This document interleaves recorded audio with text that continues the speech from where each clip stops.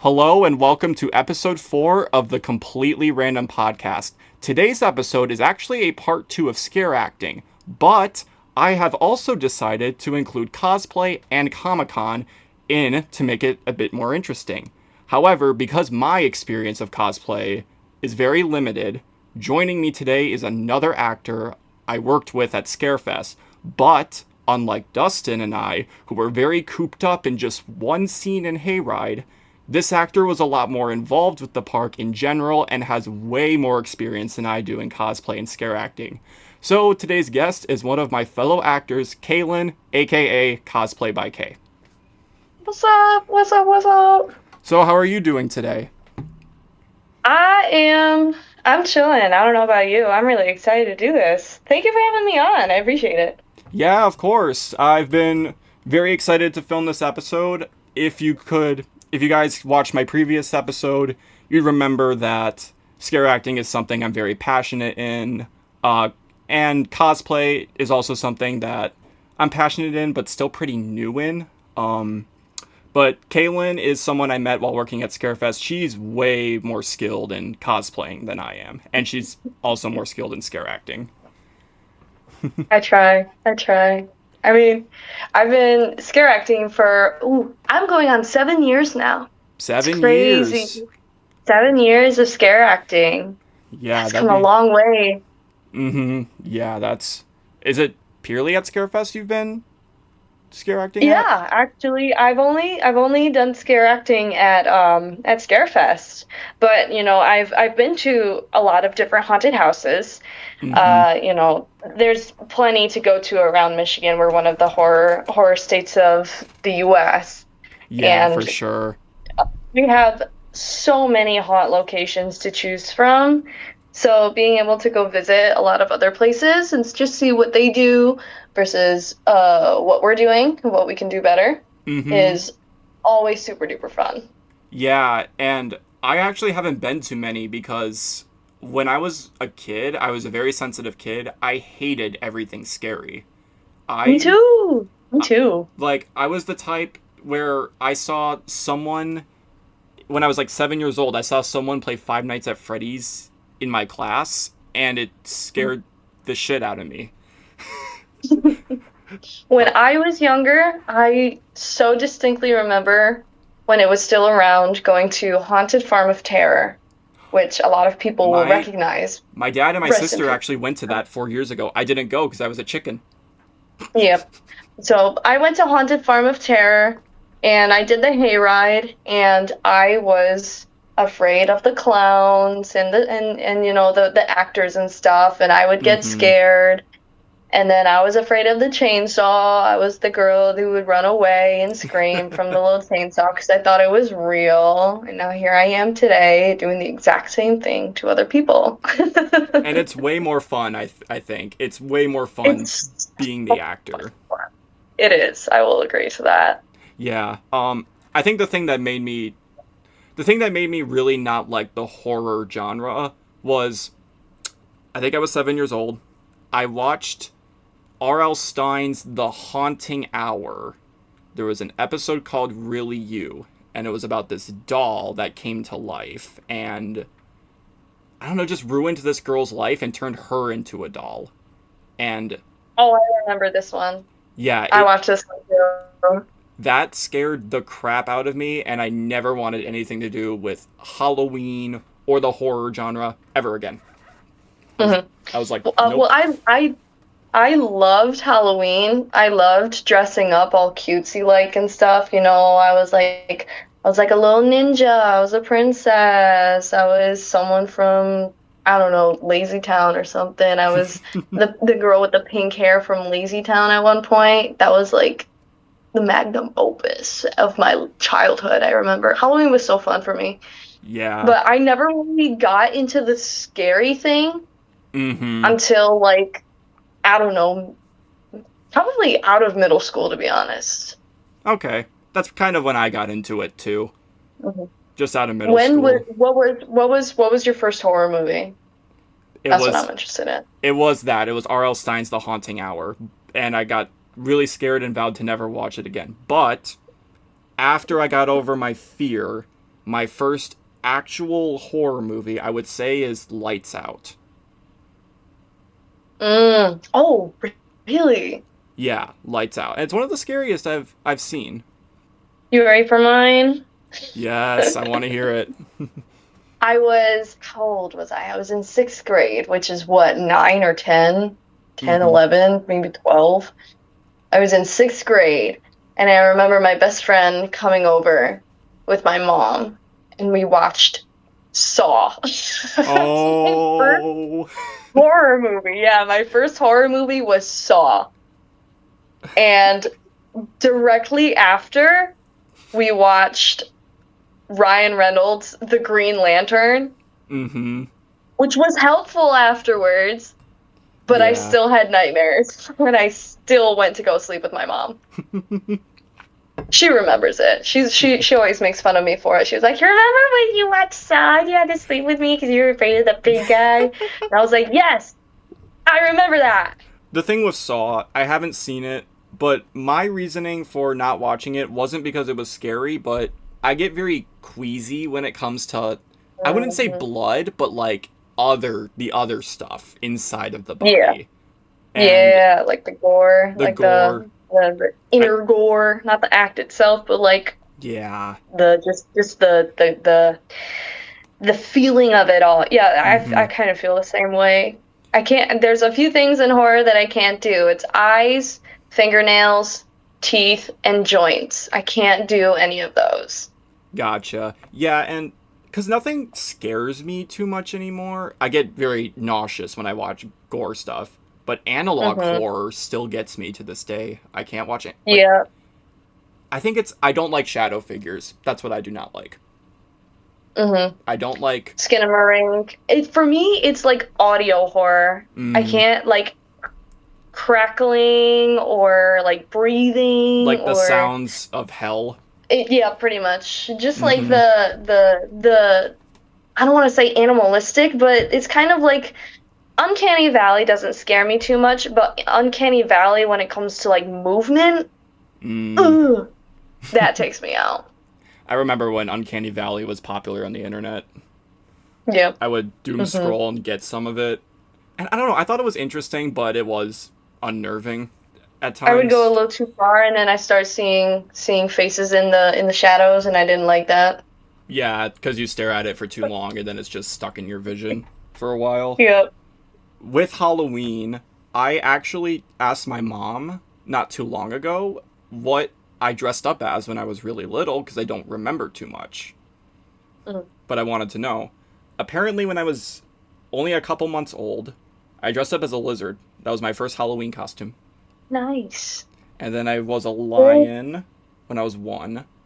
Then I was a pirate when I was 2. Oh boy, I have a story with this one. So I was really into Toy Story when I was a kid. Mm-hmm. So I mentioned that I was a pretty sensitive kid when I was little. I did not like wearing costumes. I didn't like wearing Really? I didn't like wearing anything that was outside of my comfort zone. My mom, I wouldn't say forced, but she put me in a Buzz Lightyear costume and I hated it. I hated it so much uh, that when we went to school, I took it off, walked in the Halloween parade. My mom was so excited to see me in costume. She didn't. She didn't. she just saw That's awesome. she just saw me in a t-shirt and pants. Nice. You went as yourself, and that's okay too. It is. So going into elementary school, I got a little bit more comfortable, but I went through what was a sports phase era because I played baseball when I was a kid. So Right. one year I dressed up as a baseball player, then I dressed up as a football player, and then my mom's like, "Okay, no more sports costumes." But but I liked dressing up like that.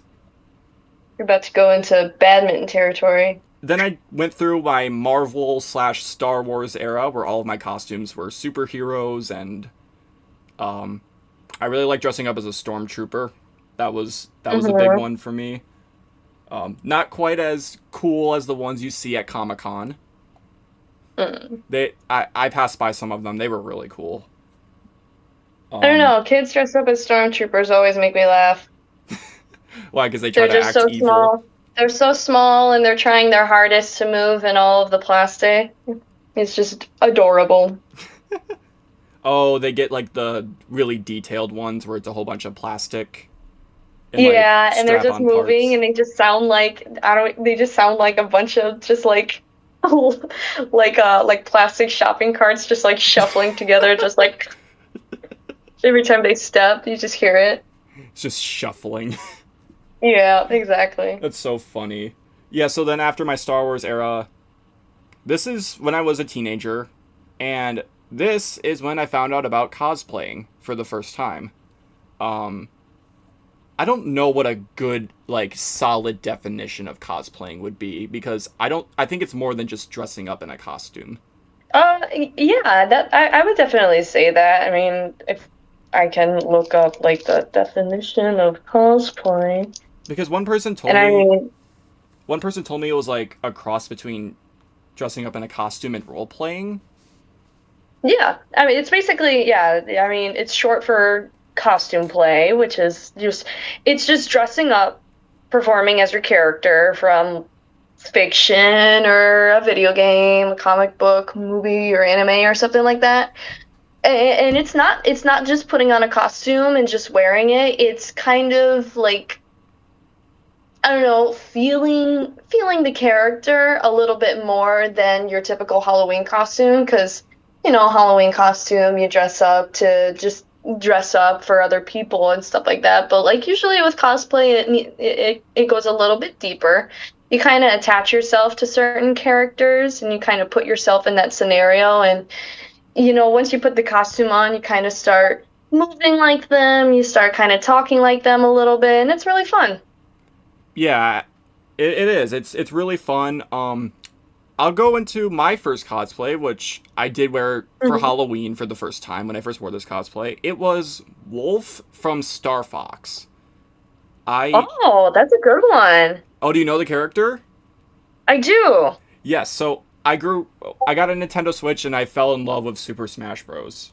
It was just a fighting game that I can play with my friends and family. My school got really into it. I actually played it competitively in esports, which I did do a podcast on. Wolf from Star Fox was my very first cosplay, and I cosplayed him for I think 3 years for Halloween, and I finally wore it to a Comic Con. But it was not very good. So if you look up Wolf specifically in Super Smash Bros. Ultimate, that is who I tried to replicate first. So Mm-hmm. I'm pulling up a picture right now. However, this being a very first cosplay, it is very, very detailed. It is a very, very detailed design that they went for this game. And I think that was a bit too much for my teenager brain to handle. I've Um, done that before. I've kind of bitten off a little too much more than I can chew for a minute. for the visual listeners who are listening on YouTube, I will edit a picture of Wolf in there from his design. But basically, Wolf wears a purple jacket, and he basically just wears kind of like a black flight suit underneath. But he has a purple jacket, purple gloves, and it sounds pretty basic at first, but it has so much like designs on it. Like he's got shoulder pads with spikes. His gloves have like all this metal on it. His boots. He's got a lot of angles to him. Oh, are you looking at him or I something? am, yeah. Yeah, it's got so much detail to it, and I was like, I'm gonna try to do it, but I didn't get anywhere close. So I got a good black underlayer. I got a decent black shirt and black pants. I used winter boots at first and said these are fine, but I eventually upgraded to buying the most expensive piece of clothing I own to this day. $400 handmade leather boots from the Renaissance Festival. Oh, buddy. Oh, buddy. I hope you still have them. Yes, they are probably one of my favorite pieces of clothing ever. Speaking of which, I probably Awesome. got to condition them, but oh boy. That's awesome. Well, I mean, how old were you when you started that? I think the first time I dressed up as him, I was 14, but I didn't get those boots till I was 16. Well, I mean, it's the boots are worth their money if they've lasted that long thus far. You know what I'm saying? Yeah. Mm-hmm. It's good to have those isolated pieces that you can just go back to whenever, Mm-hmm. and you can either dress them up or keep them dressed down, however you want, but you'll always have them for some kind of base. Yeah, and now I don't, because I don't cosplay this character anymore. Well, I do, but not the specific design. You Um, could. I went for a You bit more simpler could. one. Those boots, I now use them for a medieval cosplay that I do. Nice. Yes, it's just a typical medieval, kind of like half thief, half like travel warrior kind of look. I guess I would say this is a cosplay. I kind of created a character with it. It works. It's like cheap leather armor I found on Amazon. Not the greatest, but it works. And then I have Yeah. this amazing black cloak that I like way too much. And then, yeah, I use those very expensive handmade boots. And yeah, that's what those boots are used for now. Well, that's awesome. I'm Yeah. glad you have all of those items. That those are really good pieces for a lot of different cosplays that you could use them for. Yeah, they are. I go back and I use them for some other things. And then continuing with Wolf, the jacket, I bought a gray jacket, spray painted it purple. Nice. And then the handkerchief, I took a red shirt I owned and just folded it. I folded That's it really smart. and I used it. Now, when I upgraded the costume a little bit when I was 16, when I went to Comic Con, I went to the fabric store, uh, got fabric out, and then just made the thing myself, which I was proud of thinking a little bit differently than just Yeah, using recycled stuff. But then again, using recycled stuff that you have is a clever thing to do, especially if you're starting out with cosplay. for sure. For sure, for sure. Yep. So what was your first cosplay? I went on about me. What was your first one and how did you start out? If we're excluding Halloween costumes, I think my first like real cosplay was the bride from Kill Bill. Mm. I had gone to, I think I was 18 or so. I had gone to, I don't remember which one it was. I think it was, I think it was one of the Great Lakes comic and anime festivals. It was at Macomb Community College. And I was like, I need something for this. I don't have any specific cosplays for this. And I really want to get into cosplaying and stuff. Mm-hmm. And that was, I just got it on Amazon. I've always wanted to do the bride from Kill Bill. I don't know if you know who she is, but I looked her up right it now. was, She looks pretty cool. yeah, she's pretty sick. Mm-hmm. And I thought I was so funny because she uses a sword in the film, and I thought I was so funny, and I brought my lightsaber. And I was like, haha, I'm the bride, but with a lightsaber. How old So were you that was really again when fun. you? I was the bride from Kill Bill. Yeah, but how old were you when you did this cosplay? Oh, I was like 17, 18 or so. Oh, okay. So you started later than I did technically. Oh yeah. I Mm-hmm. mean, Halloween I had always had been a fan of, you know. Right, right. Formally saying that it's cosplay was a little bit different. You know what I'm saying? Yeah, yeah, When I yeah. when I really started to get into like conventions and the actual experience of it all. Your Halloween costume is like, I would say probably maybe basic cosplay, if that makes sense. It's like what Yeah, maybe yeah, yeah. it's like what the average normal citizen of this planet does is when they wear a costume is they just wear it on Halloween, but then actual cosplayers they'll wear it to a lot of conventions and I can't think of anything else at the moment.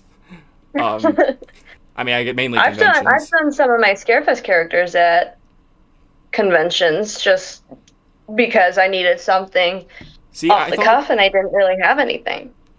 I thought it was a little weird when I went as my Scarefest character, but I had nothing. Well, I could have went as something else, but I don't But know. it's something that feels comfortable and you feel good in it. I didn't feel comfortable at first, and I'll get to that in a little bit. But I mean, that's kind of the natural process once you start like official cosplay yeah, yeah, yeah. and stuff like that. When you kind of designate yourself and you're like, okay, I'm gonna develop a cosplay or I'm gonna buy a cosplay. And I'm actually gonna go to the con in this and other people are going to see me Mm-hmm. and they're, depending on what it is, probably gonna want to take pictures with me. So now people are like, it's not just me perceiving myself, it's like other people perceiving me now. Yeah, for sure, for sure. I mean, I got comfortable with it. It's just initially I wasn't. Um, Yeah. like I got in, and we're not quite into cons yet, but I'll just tell this short story. My most recent con, which was only a couple weeks ago, is my most Woo. recent one. Um, I went as my Scarefest character. When I was outside in like a very, very back parking lot, not the main parking lot, because I guess I missed, guess there was just too many people. I was Yeah. walking in a line with 20 other people. None of them were in costume but me. Ugh, that's the worst. It was just me in zombie makeup. I looked, I won't say horrendous, but I looked different from everyone else. Yeah. And I'm just like, should I put my hood up to hide my face? No, that's going to make me look even more suspicious. But Well, I that's kind of how like the natural process. And I don't want to say like natural process, but when a lot of people have started cosplaying, that's kind of normally how they feel.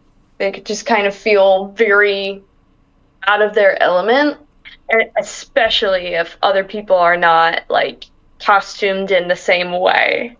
yeah, because some people, it's common, they do go a little minimal and they just wear like a mask or one small prop, and then sometimes you feel a little overdressed around them. If that's what I, Mhm. if that's the same idea. Yeah, yeah, that's exactly the same idea. But then once you actually get into, I think the con itself, you feel a lot more comfortable because then you see cosplay people that are probably a little bit more dressed up than you are. Mm-hmm.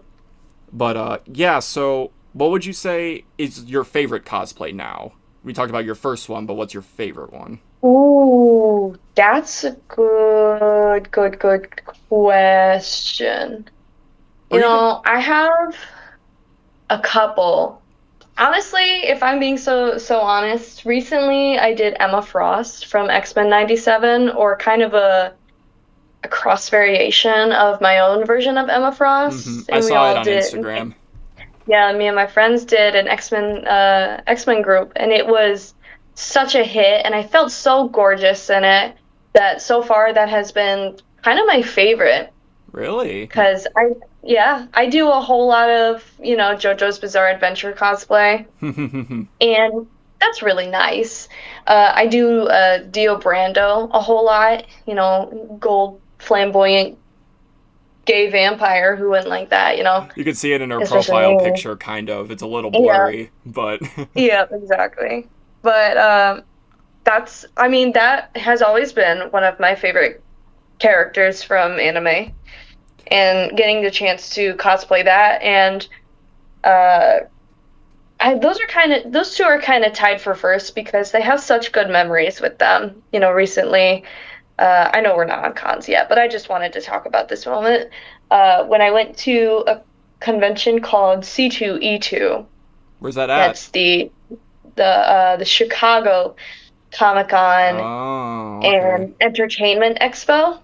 It was so huge and amazing, and I was very fortunate to be accepted into their talent show Oh, that's as Dio. awesome. So I made a little like a variety show thing with my martial arts skills and just kind of my performance stuff that I threw together, and I was like, let's see if this goes anywhere. It might be so silly, but I was so fortunate to be accepted and get into it. Yeah, that's And great. it was so much fun. And I Mm-hmm. was Dio on stage, and I was kind of embodying the character that was Dio Brando, as silly as that sounds. But, people say dress up can't really get you anywhere, but shoot, I won $200 on stage in front of a whole bunch of people.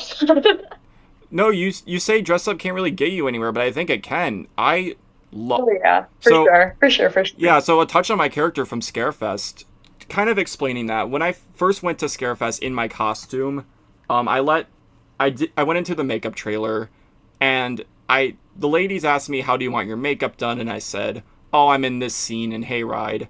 So they're like, okay, I know kind of how to do it. And I specifically said, just make sure you black out my eyes, because to put into perspective, when someone sees you, the very first thing they look at is your eyes. It's the Mhm. very first thing I Mhm. think someone looks at. So as long as your eyes are scary, you're at least a little scary, if that makes sense. Here, here.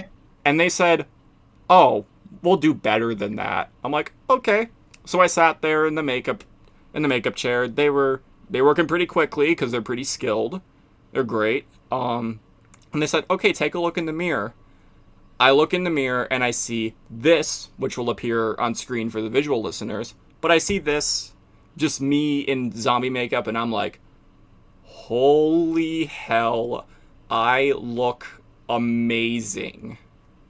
Mhm. It was the biggest confidence boost I have ever gotten, purely because I was in a costume and in character, and it was amazing. So yeah, definitely, like, a costume can definitely do a lot for someone. Oh yeah, Dressing up. for.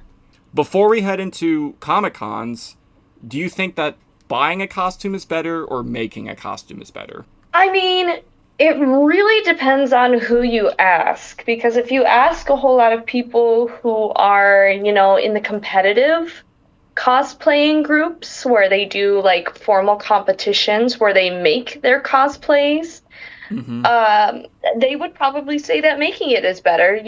There's a higher rate that you can customize your own outfits. You can put whatever textures, whatever features you want in making your costume. Mm-hmm. Right. And with buying is just fine as well. Like for me, most of my costumes so far have been bought, and there's nothing wrong with that. There's nothing wrong with that at all. I There are some elements that I have made. I made some boot covers for my Dio cosplay, which is excellent, Nice. and a lot of the props that I make are handmade. But a lot of my costume elements, I'm not very skilled with sewing just yet, so the type of costume that I'm looking for, I just don't have the skill to create just yet. Yeah, So, sewing's a skill. oh yeah, It is a for skill. sure.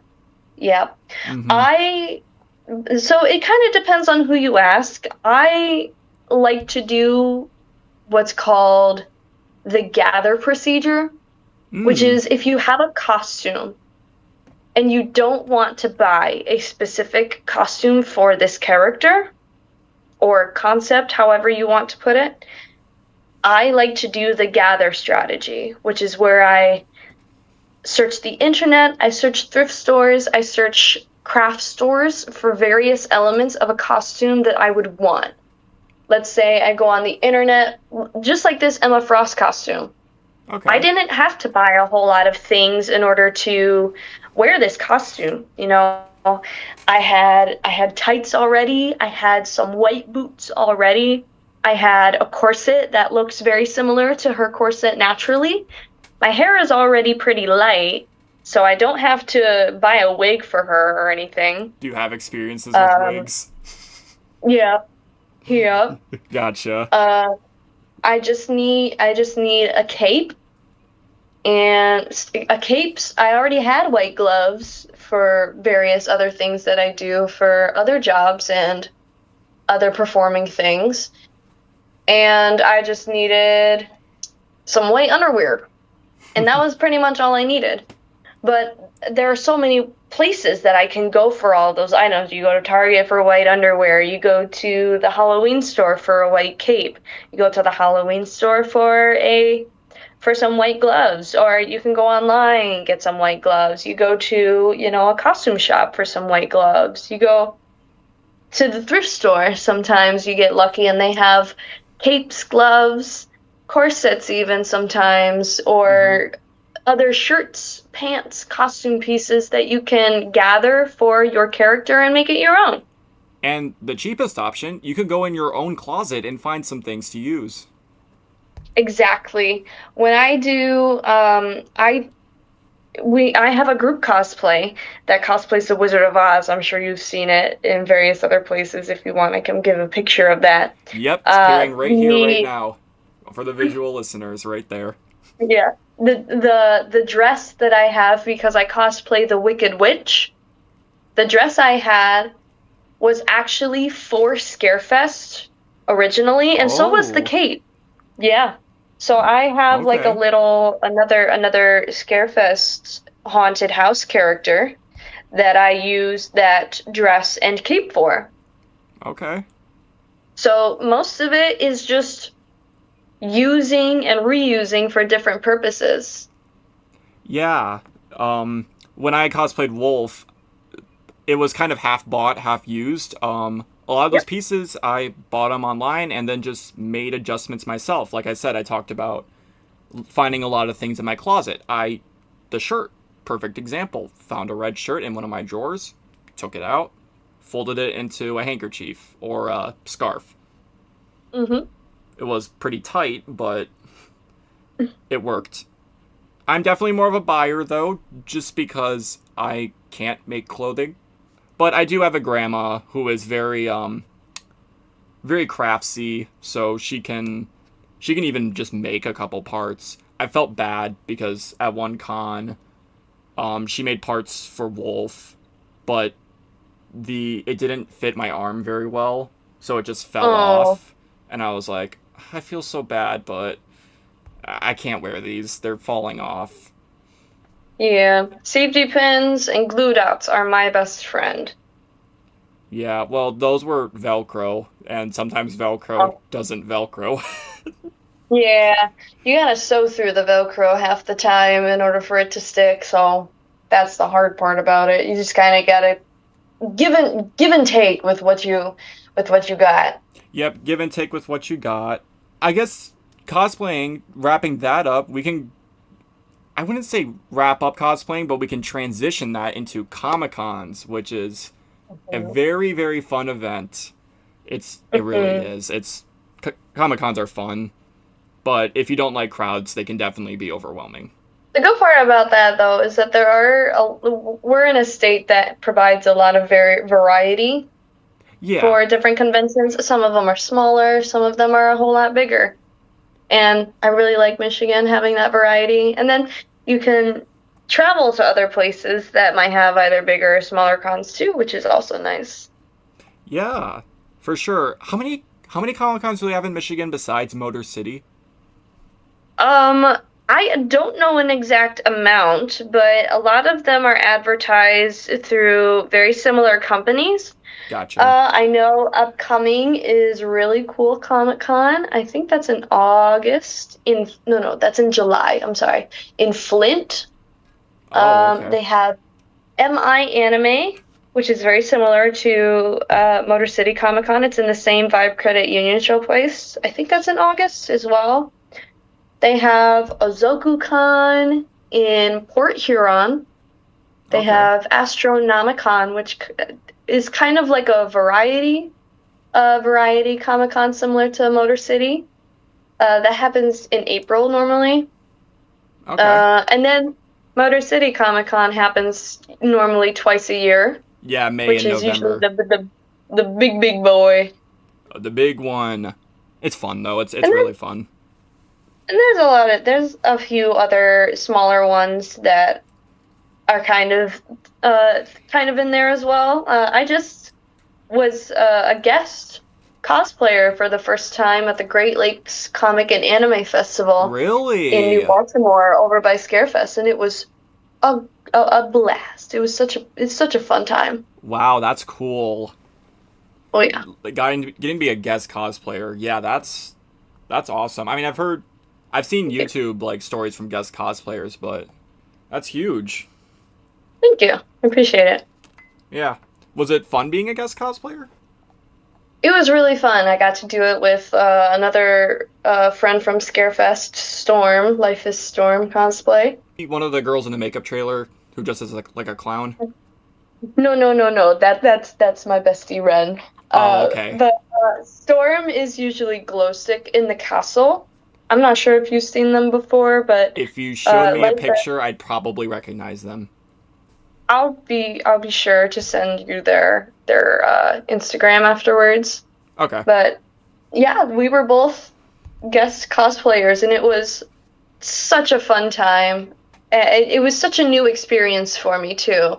Mm-hmm. Having not only like attending the con, but being able to just advertise myself and, brand myself and sell pictures of myself was so bizarre. It was a really unique experience. Did you feel like a celebrity?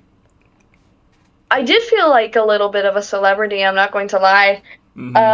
I got an award actually, which was kind of kind of unexpected. I got the Rising Star Award, which Nice.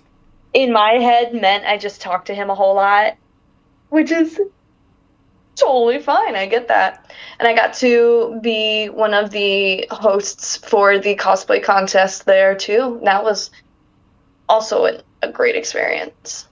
Yeah, that sounds really fun. It's a completely new experience. Like most people don't really know what goes into like being a guest cosplayer, but you're selling characters that people really enjoy and Including the Scarefest? process including Scarefest. A lot of people that came by actually really liked the Scarefest aspect of what I was branding myself as, and That's awesome. people were really interested in learning about scare acting too. It's a really fun hobby and job. It Hmm. really is. Hmm. It's probably my favorite thing to do. Were you overwhelmed at times when you were a guest cosplayer? Like just Oh, with the amount of people? absolutely. Yeah.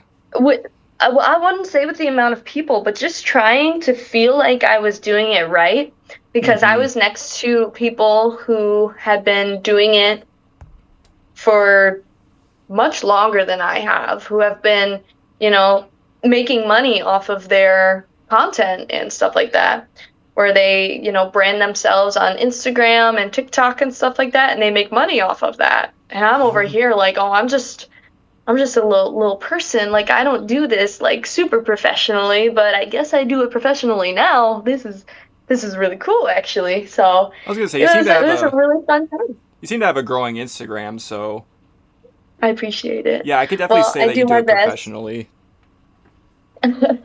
Yeah, I've been kind of slowly growing my brand a little bit more, which Mm-hmm. is really nice. So being able to do that I'm learning so much from other people that I never thought that I would even think about. I didn't imagine myself taking this route, to be quite honest, because I always saw like guest cosplayers and I was like, okay, they get to dress up and that's it. But it's a whole lot more than that. It's showing the process that goes into the costumes that you make or the build process, the work it takes, the makeup skills that it takes too, because, that's Yeah. also an aspect of it as well. It's definitely something that looks very, very simple at first and something that you can almost laugh at when at first it's like, what? They're just people dressing up in funny outfits. They don't it doesn't look No, actually. hard. But no, it's a lot of work. I tried to make cosplays look good. It's very hard. I mean, with enough time and dedication, yeah, you'll make something amazing, but it's not like just something that comes to you easy. Yeah, I mean, I've learned so much already, and I can't wait. Hopefully, I will be back next year for it. So I'll Awesome. I'll be very excited to come back next year and see how much I'll be able to grow. That's a that's great. Hmm. Do you get to like sign prints and hand them out? I do, and it was so fun doing that because there were some, you know, cosplayers who were just starting out, parents of cosplayers coming up asking how they can support their kid who's doing cosplay, people interested in scare acting, people who have never cosplayed before, wanting to start, how to start. It's really cool being able to see all the different types of people that come around, even people who, have been cosplaying for a really long time and do it professionally. We're coming around and we're like, you know what, you're doing actually a really good job. And you That's can't help great. but feel a little good at that. That's like the greatest feeling in the world when a professional comes and tells you, "Oh, you're doing great with this." Hmm. It's probably the greatest feeling. Did you ever have like a little kid who knew you from Scarefest come and say, "Oh, are you the girl at Scarefest? I love you." Actually, actually, I did over the weekend. And this is gonna sound so silly. I was in the parade for Memorial Day in St. Clair Shores, and I know that sounds silly, but like, No, that's Kaylin, what are you cool. doing? That Yeah, what are you doing? Dressing up on Halloween for Memorial Day. Look, a lot of us have family who has passed for Memorial Day, and we yes, want to remember them. my there is family members that need to be supported. Absolutely. Mm-hmm. And what better way to celebrate their memory of their battles for our fight for freedom than the freedom of expression. Exactly. It's a great thing to So I do. got to, yeah, I got to walk for the parade, and there were a few kids during the parade that were shouting out, "Is that you, Wendy?" And I was like, "It's me." So it was really cool What did you getting say again? recognized a few The times. what did you say again? The audio kind of chopped out a little bit. Oh, sorry. So during the parade, it was really cool having there were a few girls that were like, "Is that Wicked Wendy?" And I'm like, "Yes, it's me. It's me." Were you saying it in your Scarefest voice though? Oh yeah, for sure. I was like, Yep. "Ah!" You can't help it. It's always fun when people recognize you, like after Yeah, yeah. seeing you Let's once. You yeah. So probably let's circle back. Oh, I'm sorry. Go ahead. no. We can circle back. We can go back to Comic Yeah, Cons. let's circle. We Yeah, get yeah. Let's circle sidetracked back very to the easily cons. with all these other Me too. stories, but we've done so much with. Well, you've done a Hmm. lot. Yeah, I'm sorry. So, what was your first con? So my first con was 2 years ago. Hmm. I went as Wolf, like I had said earlier, and I went with because I didn't have my license at the time. I went with Mm, my sister, um, and our two friends that are twins. They used to live next door, but so it was me, my sister, my two friends who were twins, and then I went and their parents. I was dressed up as Wolf. Um, my friend Ryder, he was dressed up as kind of a military soldier along with his dad. Um, my two, my sister and her friend, I forgot what they were dressed up as. Two like girls from some anime. I forgot what the yeah. name was.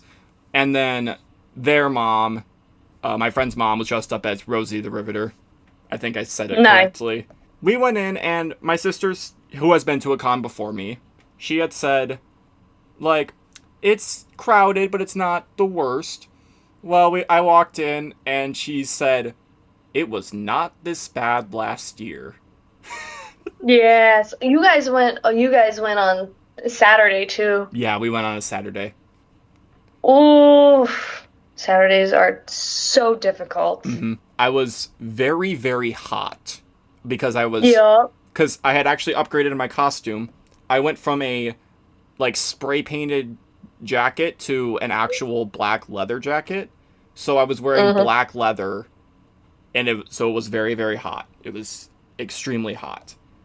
How Yeah. us cosplayers handle the heat, it's I'm not going to speak for all cosplayers, but the way I handle it is you sweat to death and take a shower when you get home. Is that kind of how it Yeah. is? Honestly, yes. But yeah, that's how you handle. That's kind of just how some of us handle heat at Comic Con. Yeah. So going back to my first con, it was very, very hot in there. My friend and his dad kind of wanted to go off on their own, and my sister and her friend wanted to go off on their own. Their mom was out doing something. I don't know what she was doing. So I walked around by myself, looking at all the cosplays, and I was like, okay, this is pretty cool. I ran into one of my high school teachers there. Nice. That was very interesting, but very cool. I talked to him for like a couple minutes, and then I left. And now we get into my very first celebrity meetup at a Comic Con. I met Christina Mhm. V, who most of you may know is the voice of Marinette from Miraculous Ladybug.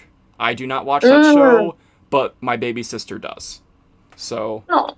now I knew her from The Legend of Zelda. She voiced Tulin and Hestu, and she also voiced Marin from Fire Emblem Engage. Those are two games I played. So that's why I met her. It was my first time ever meeting a celebrity, so I froze. I I was just like, "Hi, I like the roles you play. Here's the print I want signed. Let's take a picture. I'll send you the picture. I was in costume. I looked very like nervous. Mhm. Mhm. Yeah, it was still a great experience. And then as the day went on, I got more and more stressed out, if that makes sense. In Motor City Comic Con, there is an upper level that it's a lot smaller than the main venue on the main level. But Mhm. there's a lot less people up there, so I sat up there for most of the time after that to just I don't know, just I just sat there. Mhm. That's awesome. Yeah, I just sat up there. I didn't like that because I did want to leave a little earlier than we actually did. We stayed for maybe 4 or 5 hours. Mhm. And I wanted to leave a little earlier, but I couldn't because I didn't drive there. Didn't even have my license yet. We left a lot later than I wanted to, and eventually, when we were waiting forever, and then I left, we left, I got home, took a shower, and that was yeah, that was my first con. Nice. So, what was your first con? My first con, I mean, if we're speaking like, there was one time where I had a karate tournament that was also a comic book convention, as silly Okay. as it sounds. So I participated in the karate tournament, and then right next to us there was a whole bunch of celebrities going on for like this convention, and I got to meet Ernie Reyes Jr., who was in Teenage Mutant Ninja Turtles, Okay. and Jake the Snake Roberts, who is in the WWE. Well, I didn't Nice. know at the time who he was, but I know him very well now. And that was huge for me at the time. So I guess Deluxe Martial Arts Tournament was my first convention. If we're talking like formal convention, I think Okay. Motor City was my first one. Okay, so mine too. Was it like as crowded back then as it is now, or has it gotten more crowded, you think? Oh, it's definitely gotten more crowded recently, Yes, it's without a doubt. we were both at the same con a couple weeks ago on Saturday. It was really crowded that day. This is gross. I don't know what was in the air or what people were eating that day, but my goodness, there were way too many people there. I don't know who specifically people wanted to come see, but all I know is that there were so many people there. There were a I didn't lot. see, So I don't because think I saw any celebrities that day. yeah, that makes sense. Did you go with any of your friends that day? Yeah, all 3 days I went with our kind of friendly Scarefest group. There's a few Scarefest members in there, but I have a friend group that typically group cosplays, and so every day we just got a 3 day pass and we were shooting the crap, and there was just so many people there that it was really unbearable. So for that con, because I've only been to two Comic Cons. I'm pretty new in the cosplaying, so I've only been to two. And Hmm. that Comic Con, because it was more recent, I can definitely explain the full experience of that one. So I went as my Scarefest character. To start with, Comic Con is about an hour drive from where I live. My second con, I was driving there. It's about an hour away from where I live. I'm driving, and I. It was really early in the morning. It was like not really early. It was like 8, 9 o'clock. I was driving, and I had forgotten one part of my costume. I didn't have gloves. That's the worst. That's the worst thing in the world. I didn't have Everything, the world ends as soon as you forget something. That the universe is collapsing in on itself, and it's the worst thing ever. at least I didn't forget my fake knife, but yes, or the makeup, but I didn't have gloves. And I said, I don't want to be a zombie with like my pale white hands that are definitely way too human, and I don't want to like take fake blood and rub it on my hands because then it's going to be like sticky and I might be shaking people's Same. hands and Mhm. it's going to get on Mhm. their costume and they're going to get angry with me. Yeah. I'm driving and I finally go to a hardware store and just buy a pair of $3 camo gloves that worked perfectly. Easy. Easy fix, not the end of the world. So I get to Comic Con, and like I mentioned earlier, I was in that line of 20 people who didn't have a costume on except me. I get to the con itself, and there's two giant lines, and apparently one of them was a fake line. People have made themselves, and when they get to the front, they get sent to the back of the actual line. Thankfully, I guessed correctly. Nice. So I get into the con, and the very first thing I do is, okay, I want to meet Abby Trott. Abby Trott, she's the voice of Nezuko. That's probably her most popular one. I wanted to meet her for Annette from Fire Emblem Three Houses. Mhm. Love Um, her. I got a picture with her. She was great. she was, Very um, kind. Very sweet. I was green at the time, so I'm not sure I'm sure she had no idea what to talk to me about, except me being green. I went in. I waited in line for almost 2 hours. It was because it was a good thing though because that meant that when you got to the voice actor, you actually got to talk to them for a good minute before you left. It wasn't just hi, sign this, take a picture, bye. You actually got to talk to them Yeah, for a couple minutes. that's the good part. That is the part that I like about Motor City. And typically, if you see a long line for a celebrity, there's a reason for it, and it's not because people are slow. It's No, because the celebrity really wants to take the time to talk to the people that they're with, and they care. right, they do. And when I met Abby Trott, she actually asked me questions about the game because I met her for Fire Emblem Three Houses. She was asking me questions about the game, and I'm like, oh, wow, she's actually asking me questions. I Mm-hmm. thought, okay, Oh, and that's good. they're pretty me questions too, questions that I would ask someone. I met Abby. It was cool. I originally was not going to meet Zach. I don't know why, but I saw Zach's line was getting smaller, and I said, I gotta meet him. I gotta meet Zach. Yeah, he And was it awesome. He and was it a great guy. and it did not disappoint. No. No, Zach was awesome. I really enjoyed talking to him. He was really cool, really casual. It was a great experience. The Oh yeah. mm-hmm.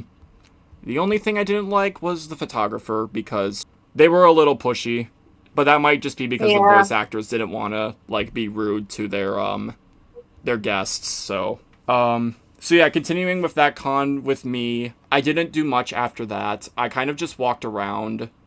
Um, and then I went upstairs. I sat down for about 5-10 minutes in the same place that I used to decompress 2 years ago. Then I said, okay, it's time to leave. I get outside. I check my pocket. My phone is gone, No. No. and that was a really just big feeling of dread. It was bigger than like I forgot my gloves dread. Oh, I bet. I would cry. Personally, and losing like anything personal at a big place is so intimidating. Like Yeah. losing your wallet, done. Losing your phone, done. Losing your keys, done. I will say Can't I do am that. glad it wasn't my wallet or keys. My phone was probably the best thing I could have lost out of Mm-hmm. everything I had on me. Because all I had was just my phone, my wallet, my keys, and my prop knife. Yeah, no, I lost my keys. couldn't drive home, lost my wallet. Someone could very easily steal from that, and they'd have all of my personal information. Losing my phone, it's still a pretty big deal. So I'm in panic mode now. I get back into the con. Thankfully, I didn't take my wristband off, and I'm standing there, probably almost shoving my way through the crowd. I'm like, coming through, coming through, coming through. Oh, hi, Kaelyn. I lost my phone. That was really funny. I will say that. I felt so silly. I was holding a bunch of boxes, and we were like, "Hey, bye. Sorry you lost your phone. No, but I'm green. Oh wait, was I green? No, I had to go because I was doing a performance that night. yeah, so I saw you, you were there, and I said, I lost my phone. And you said, oh, you got your prints. I tried to hold them up, but then I'm like, I gotta go. I don't know where my phone is. Yeah, I'm panicking. gotta go find the phone. I go to the lost and found desk, and I'm being kind of a Karen. Oh, I feel bad, but I was in panic mode. I really yeah. was. I wasn't thinking straight. I was like, excuse me, where is my phone? Did someone find it? Can you please tell me? It wasn't in the lost and found bin. I had to wait there for like a half hour. Someone came down with it, and it was like I had gone to heaven. Yeah, I bet. And they're like, what's your name? Gabe? What's your phone passcode? It's this. It was interesting. I got my phone and I left. But let that be a lesson for everyone watching. Please, when you go to a Comic-Con, keep track of all of your valuables. Do not leave them places because you might not get as lucky as I did. Someone will take them and they will keep them. They will not give them Yes, back. always keep track of your stuff. I have a phone strap. I have a pretty little phone strap that I use. Keep your phone on a phone strap. If you carry a whole bunch of stuff in your pockets or you don't have any pockets, bring a tote. I don't care if it doesn't match your costume, put it behind your feet. What's like a con that stood out for you specifically? There was one year at Motor City Comic Con where I got to meet all of the cast of the Karate Kid and Cobra Kai all at once. It was Oh. a fantastic moment because I myself obviously I do martial arts. I've done martial arts for 17 years. Oh. And obviously growing up, The Karate Kid was the number one movie playing in my household. And so I got to go to Motor City Comic Con to meet Ralph Macchio, who is Daniel, Will Zabka, who is Johnny Lawrence, and Marty Cove, who is, gosh, what is his name? I have to look it up now. He is the sensei of Cobra Kai. Yes, Kreese. John Kreese, the sensei of Cobra Kai. I got to meet all of them personally. It was so awesome. So the cool part about it was I got a professional photo that I had from one of my karate tournaments, and I had them sign it. Nice. And every time I came up to any of them, they were just so geeked about it. I brought it up to the manager for Ralph Macchio for Daniel's line, and his manager was like, "Is this you?" And I'm like, "Yes, it is me. I've been doing this for a really long time, and I actually compete." And he's like, "That's awesome. A lot of respect for you." Did you get to tell So them about it too? I did, and it was a really cool experience. And some of them, Ralph Macchio gave me like a selfie for free and like a second autograph for free, which that's like $250 right there, Yeah, it's frankly. sometimes it's So not that's sometimes it's not cheap to meet celebrities. oh no, oh no, you Mm-hmm. gotta pay for these things. But Mm-hmm. it was like $80 for one of his signature photos, and I was like, I'm getting one of these for free. This is insane, dude. So I go up to Marty Cove because I wanted all of their signatures, having a quote from either Cobra Kai or from um or the Karate Kid, and it was such an awesome experience meeting all of them, getting to talk to them about their martial arts experience and their stunt experiences and stuff. I go up to Will Zabka's line, and I have these colored contacts in that I wore. I have yellow ones that I wear in my eyes sometimes. So I had those in because I've Cobra Kai is yellow, and I had the Cobra Kai uniform. It was really cool. I've wanted to try And colored so con. Sorry, continue. so I go up to Will Zabka and he's like, "Whoa, is this you?" I'm like, "Yeah, that's me." He's like, "I have so much respect for you being like actually doing it, not only just like performing it, but actually doing it." And I can't. In my head, I'm like, oh my gosh, this is really cool. Wow. And so I don't know what was going on with him that day, but he was just extra nice. So he gave me the signature, and he like came around the table. He gave me like a dad hug and was like, "You are so amazing. Keep doing this. Oh, that's Just keep amazing. going." And I was like looking at my mom who's waiting at the end of the line for me, and she's freaking out like she's almost crying like I am right now. And he gives me like a selfie for free, and it was the coolest thing ever. He called me his Cobra girl. And I was like, this is awesome. And so I get out of there. I kind of meander around, whatever. Me and my mom, we sit down for lunch, and I'm eating pizza, and I'm just kind of people watching. I have a habit of people watching at these places because people watching is fun at cons. It is And fun. I'm looking at the people go through the photo line, and I look around me and I see Will Zabka's manager sit next to me. So I just or like sit at the table across from me. So I just kind of wave, and I just hear like out of the back of my head, Cobra Girl. And I look over, and William Zabka is standing next to me while I'm eating pizza. I got grease on my hands. And he's like, "I knew it was you from afar. You were so cool. You're so awesome." And I'm trying not to freak out. Like he comes up to me at the little pizza area, gives me a hug. Everyone's staring at us around us, and I'm like screaming inside. That was probably the best celebrity experiences that I've ever had. He was so kind. He remembered me during the photo session that I had with all of them, called me his Cobra Girl. It was so awesome. It That was a great is, time. I will say, that is a valid experience that you can brag about. That is Oh yeah. something you should have absolutely no shame in bragging about, because that's something that probably only 0.2% of people get to experience when they meet a celebrity. Just Hmm. that experience, just hearing about it, I was like, wow, that's probably the best like fan celebrity experience I've ever heard. It was completely unexpected. Like I'm not anyone special. I'm not anyone different than half of anyone else that goes to meet them. But he was so into it, and he's literally Johnny Lawrence. He's literally the guy, and I really respect him for that. Yeah, that's amazing that you got Fun. to have that experience with a celebrity like that. Oh shoot. There was one time where I went to Oakland University. I don't know if you've seen Hamilton, right? I've seen, yes, I saw it in high school. I had to watch it in high school.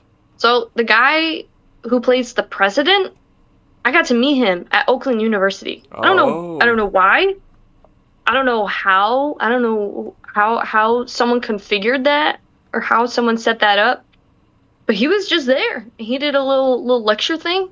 It was really cool. nice. Did you get to like shake his hand or get a picture with him? Oh yeah. Oh yeah. Nice. He was super cool. That's really Where cool. is this picture? Oh, here we go. Oh, I found it. All right. So, Boom. And that we've one. talked a little bit about the good that comes of Comic Con, but sometimes we don't always have the best moments.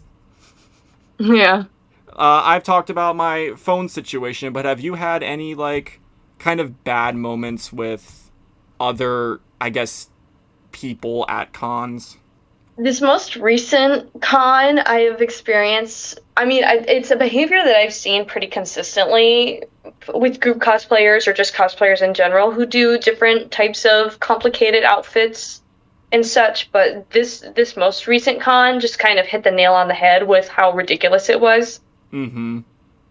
I hate when people hover with their phones and take secret pictures of of cosplayers. I can't stand that. They'll just be in the background and they'll just come in, stand in front of you with their camera, expecting you to stop and just take a picture and walk away. Oh my. It's ridiculous. It's like the game like Keep Away where you're trying to snap a picture of someone in the frame, but like you're supposed to dodge out of frame. It's exactly like that. Like, just ask me to take a photo. Be Yeah. respectful. And I'm going to say this.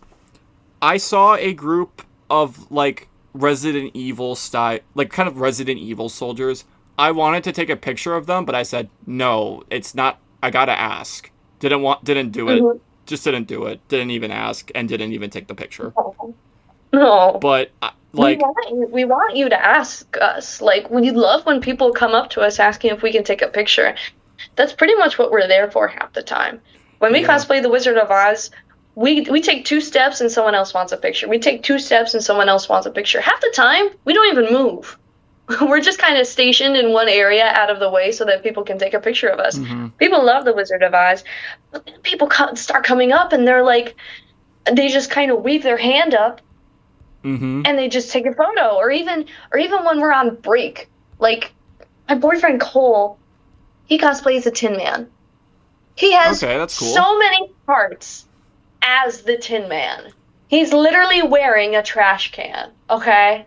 Mhm. So when we're on break, he can't sit down. So he has to take the trash can off. So he's got the funnel off, his hair's out, his little shiesties off. Is that He's like in hard his to get little out of Mars. too?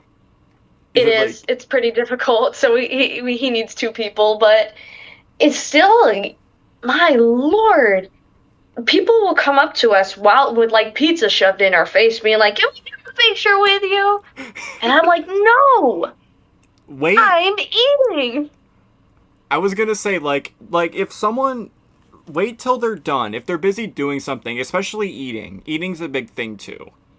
If they're Yeah, busy eating, just wait. Wait till they're done. Don't stalk them. That's a big thing too. If you want a picture with someone, don't follow them around the con and expect them to yeah, notice you and say, "Did you want a picture?" Like that's stalking. Don't do that. yeah, yeah. Just use a little bit of common sense. Use a little bit of kindness and common sense because there was one guy who came up and just started snapping photos of us, and I was like, "We love it when you ask." And Mm-hmm. he started being like, "Well, you're here already. I just want to take a picture." And I'm like, "Well, we love it if you would ask because we got some places to be." It's common And it's courtesy to not like, ask.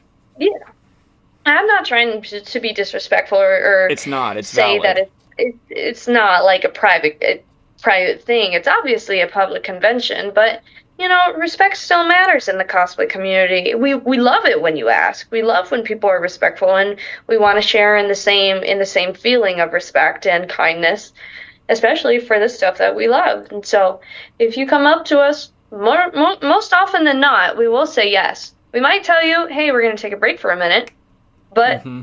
you know, we'll still come back. You can still find us. Right. It's basically just don't be afraid to ask. I'm afraid to ask, but I also don't do the alternative of sneakily snapping photos. That's just rude. Yeah, And even if you have the temptation to do it, just don't. It's disrespectful to other people. yeah, And yeah. like they don't like it's like especially if they're eating, they don't want a picture posted of them on Instagram with pizza shoved in their mouth No. cuz that's on the internet for everyone to see. Anyone can see that. Or like their Yep. mouth open or I don't know, they're bending down or just bad angles and just they don't want that on the internet. No one does. Like if we're taking a photo, we want to feel good about ourselves. Yeah, And if you were taking a photo, you would want a good photo of yourself as well. You would want to be at your best angle and your best feeling. I would. So don't do it to us. That's so silly. So is the majority of like bad Comic Con experiences just with photographers for the most part? Like, or just not even just photographers, but just people with their phone trying to take It's just pictures? it's just people with their phone. That and I guess I don't, people complaining about this, some of the silliest things like waiting for a celebrity. Like you got to know that these lines are going to be long. These people matter to a whole lot of people, especially here. It's not just Like you. we have a lot of different communities here. Yeah, So just expect to wait in line. right. Like with Zack, he's the voice of Tanjiro from Demon Slayer. Right. Not everyone is there for Demon Slayer. There's other fandoms that he's voiced in that people are going to want to meet him. Like, I didn't even meet Zack for Demon Slayer. I met him for Fire Emblem. He voiced Byleth. That's why I met Zack. Yeah, I mean, it's annoying when you have to wait in a long line. I guess I'm just used to Disney World queues. I'm used to those long lines, so waiting in Comic Con, I was kind of used to that, if that makes sense.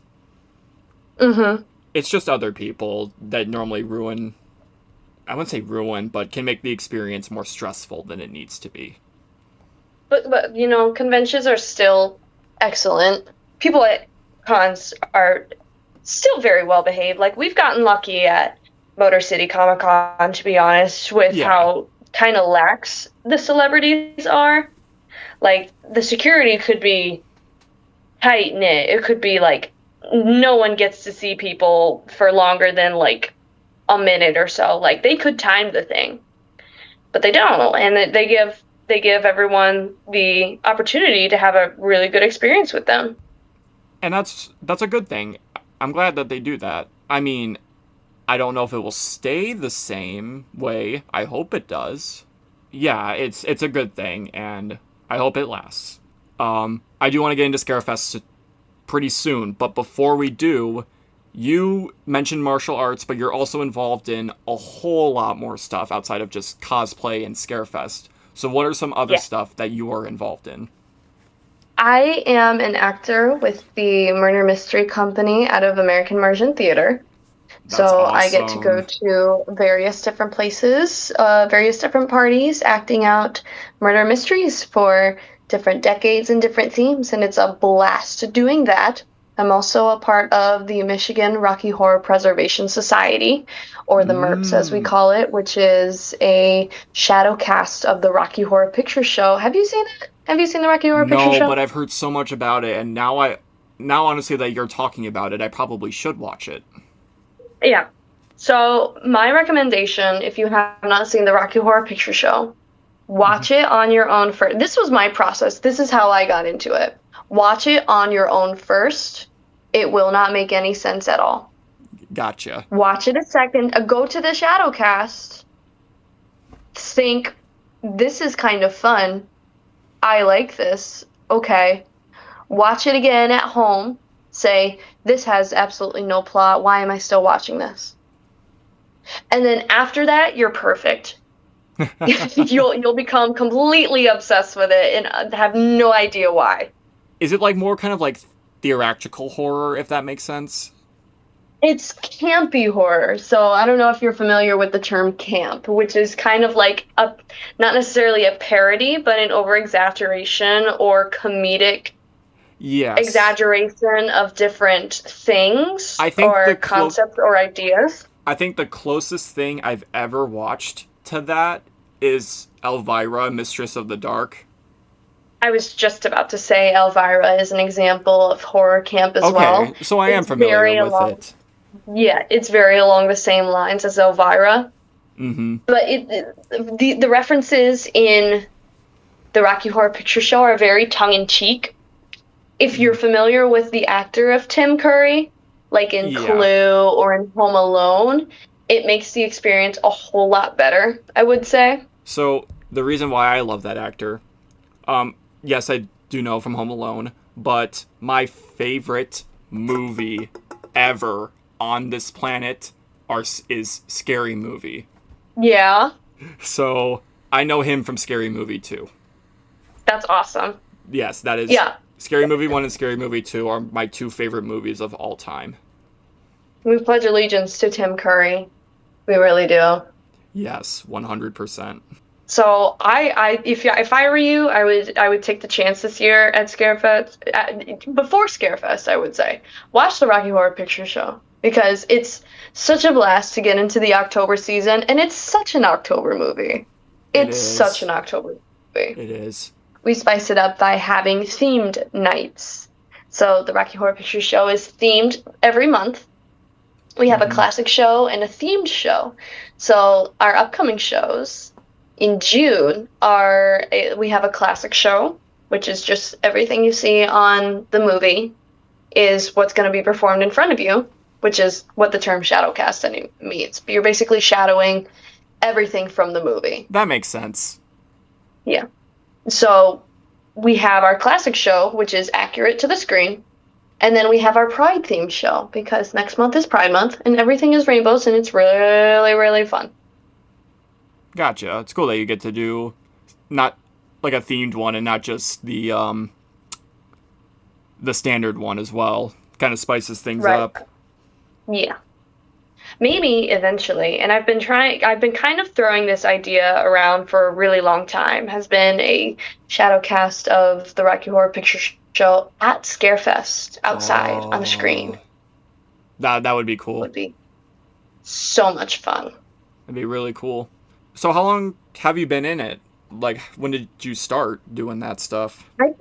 I've been in it for about a year to 2 years now. Oh, okay. December will be my 2 year anniversary. So this past December was my first year with the Merps, and this upcoming year will be my second. We have huge shows going on. Like last October, I got to perform at the Masonic Temple in Detroit, which is the largest Oh, Masonic temple in the United States. that's amazing. It was incredible. Just, I know you don't know this reference yet, but just seeing 2,400 people do the time warp with you at the exact same time is such a gift. That was so amazing. Is that probably your biggest performance, would you say? Yes, I will say that would be my biggest performance. Yeah, that's amazing that you just got the opportunity to do that. This upcoming October, I'll be at two big places. One is in the Wharton Center in Wayne, I believe. I Mm-hmm. can't remember where the Wharton Center is. Wharton Center. Oh, it's in East Lansing. We're going to East Lansing. I don't think I've So it's at been. the Wharton Center for Performing Arts, which is where a lot of the Broadway shows happen in East Lansing. Oh, And okay. we will be also at the Fisher Theater. Oh, I've been there before. It's really cool. Yes. I've been in the It's Fisher amazing. Theater. It's a really cool place. Yeah, that's awesome. So those are going to be amazing shows. So if I'm gone during some days in October, that would be why. That would be why. So, Yeah. I have to ask, in relations to this, the very first video that pops up when you click on your Instagram profile is the confetti glove. The confetti glove. Yes. Have you used that on stage a couple times? That I've used it probably twice now.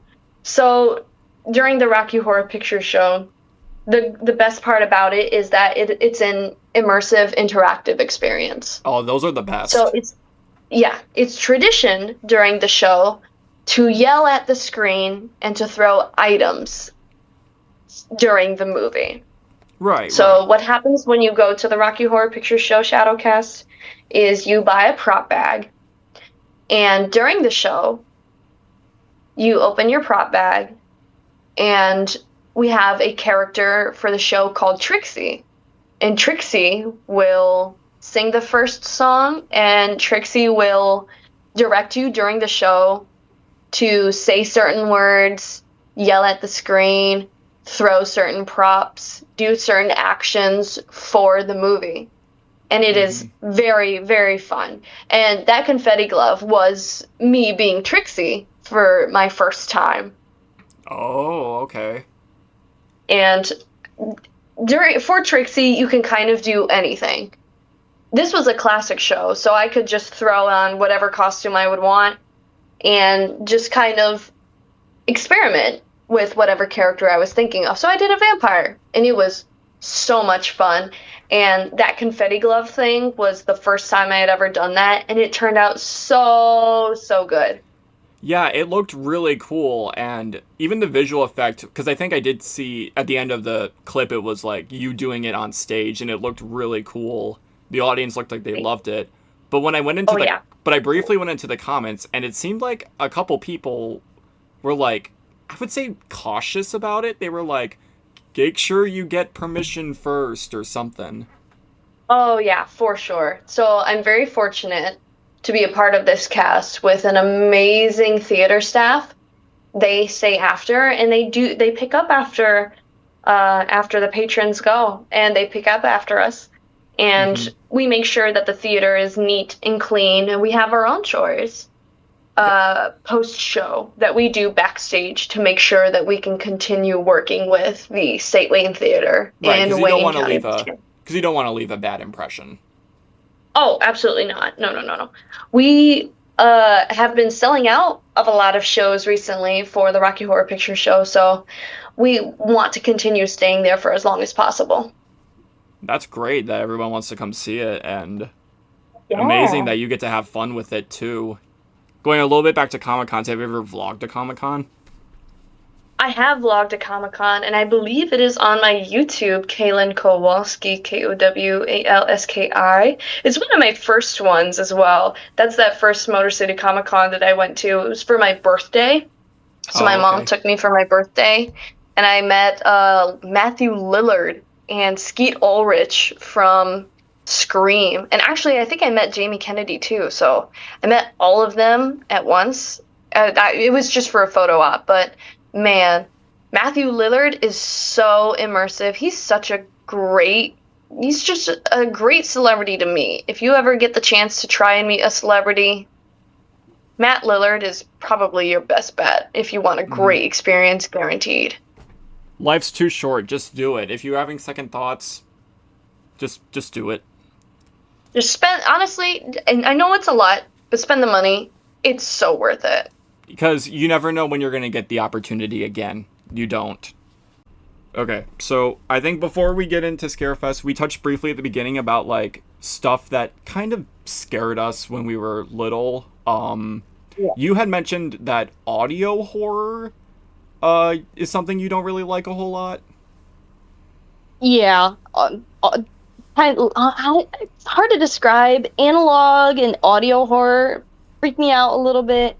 Uh, People talk about the uncanny valley a whole lot, but for me, it's not really the facial expressions with the uncanny valley. It's more like, I guess, the movement of uncanny valley. If someone's moving really jittery or like their bones are cracking in Ew. all the wrong places, that's what scares me. You know, Ew. when I'm sure you remember creepypasta when it was popular, the Yes. rake, and some of the Ooh. videos of the rake I used to be so freaked scared of the me rake. out. Yeah. And just people smiling really crazy, Have you that always seen freaked me out. have you seen Smilers from the back rooms? I haven't just yet. I should look up what that looks like. I'm scared to do it now, if you're talking about how the Uncanny Valley looks. Well, no, you said you don't like people smiling, so Okay, so I don't mind, okay, that's fine, because it's just like a floating face. yeah, it still And kind of scares me, but in my brain, like, that doesn't look real. okay. But if it was like when I was younger, Jeff the Killer freaked me out. I still don't like looking at Jeff the Killer and Uh, type stuff like that. Um, I don't even know how to like the Smiler things. They're fine. It's just like a floating cloud, and it doesn't look like hyper realistic. Like if it was mm-hmm. an outline, I think it would be different. Yeah. I mean, they definitely scare Like if it was kids. an outline, if it was like the outline of a actual human, Mm-hmm. Yeah. that would be crazy. So, you want to know one of the things that scared me the most? Because you had mentioned audio horror. So, Hmm. when I was younger, I still think these are the scariest sounds I've ever heard. I used to be so afraid of Minecraft cave sounds. Oh yeah, those are still scary. And I remember because I went to Scarefest TikTok page. I looked at the video I was in, and I heard what in the audio recording there's a Minecraft cave sound included, and I was like, wait, I used to be so scared of those. Yeah. And then I went back and listened to all of them, and to this day, I think they're still the scariest sounds I've ever heard. I think it's just the ominous feeling that you get from it. Yeah, like honestly, No. if I was, because I'm up pretty late at night, and sometimes I just walk to the kitchen to get food because I'm hungry or I'm thirsty. If I was Yeah. like, if I heard like a Minecraft cave sound while like I was doing that, I'd probably run to my room. Like it would scare the shit out of me. Right. You don't know what's coming from that. No, you don't. Like if my sister was here at home, I'd assume she probably played a prank on me with a speaker. But if she wasn't Yeah. here, I wouldn't know where that was coming from. Could be coming from right behind me for all I know. Right. Um, and another thing too, you kind of mentioned Jeff the Killer. When I first saw Jeff the Killer's face, I thought it was something else. It reminds me of something else completely. Remember Momo? Yes. Oh, yep. So yeah, when I was talking about how people standing weird freaks me out, that Yes. that that that freaked me out when I first saw it. I was in sixth Don't grade. like it. I was in sixth grade and I found out about the Momo situation on YouTube. I never wanted to watch YouTube again. Nope. I was so scared I was gonna encounter a video where Momo would supposedly appear, and I mean I know that like the actual origin of the figure was like a statue in Japan or something. It was like a art project, I think. If I saw some kid doing an art project and that's what they made, I would be terrified. I would be asking, what is wrong? What is going on at home? What is going What's on? happening there? And all that stuff used to creep me out, so I don't know why I suddenly got like an interest in it and wanted to work at Scarefest. But Can I since be real with you? Like when I was 19, was I 19? I think it was, yeah, I think I was 19. I've been there 6 years, seven, going on seven. I can't remember how old I was, but I was just scrolling on Facebook. And in my brain, I don't even remember where I was. I went through Erebus. No, I went through Erebus after. I had never gone through a haunted house except for maybe once, mm, and I did not like it. And then I went out from there, and I watched the movie My Bloody Valentine. You ever watch My Bloody Valentine? I don't think so. No, what's it about? Briefly. So it's Valentine's Day, and apparently there's this legend of this guy dying in a mine. And every year on Valentine's Day, he gets revenge on the people who killed him. I think is the plot line. I can't be exact, mm, but he wears a like a gas mask and an entire miner suit, like coveralls, and he carries a pickaxe mm-hmm. and comes back every year just to haunt the town. And there's one scene where the kids are trying to get away from him and they're climbing up a ladder, Oh no. and there's a guy that falls from the ladder, hits the ground, and you can tell from the effects team they didn't have a lot of money, it seems. Oh no. They show the guy hitting the ground, but it is very obviously a dummy. And the dummy like bounces off the ground. And I look at my mom and I don't this is terrible to say out loud, but I started laughing. It was very obviously a fake. But to me it was just so funny seeing this dummy bounce off the ground. I know it's supposed to represent the character, but I really couldn't take it seriously with how silly the dummy looked. It's So like, that was kind of the start of like, okay, these are definitely effects and I can definitely be around this. So I was scrolling Facebook, saw the ad, and I just applied. oh, okay. My story of applying was very different. So I had gone to Scarefest as a customer for 3 years before I applied. Although Oh, really? I don't think I ever saw you as an actor until I think the year before I applied. Oh yeah. And I think you were just roaming around the park, but I don't think like you went up to us or anything. I think I just saw you scare a couple other. You didn't come in until what, 3 years ago? Yeah, but when I saw you roaming around the park, that was just the year before I started working there. Right. Okay. I So, was see, last year was the year when I really started doing like the traditional costume that I wear now. oh, gotcha. So, yeah, I went as a customer for about 3 years now, and so I must have been okay. So I was a sophomore in high school when I first went as a customer. Um, and then when I finally graduated, I applied. But so when I was a sophomore, I came in here to Scarefest, and it was the very first haunted house I've been in since I was really little. So I remember going in one and not wanting to go in one ever again. I went there and I went on the hayride, and it was like the most awesome thing ever to me. I was so upset that I wouldn't be able to go on it again. I went back the next year, and then the year after that, and then just last year, I was at Disney World. We rode the.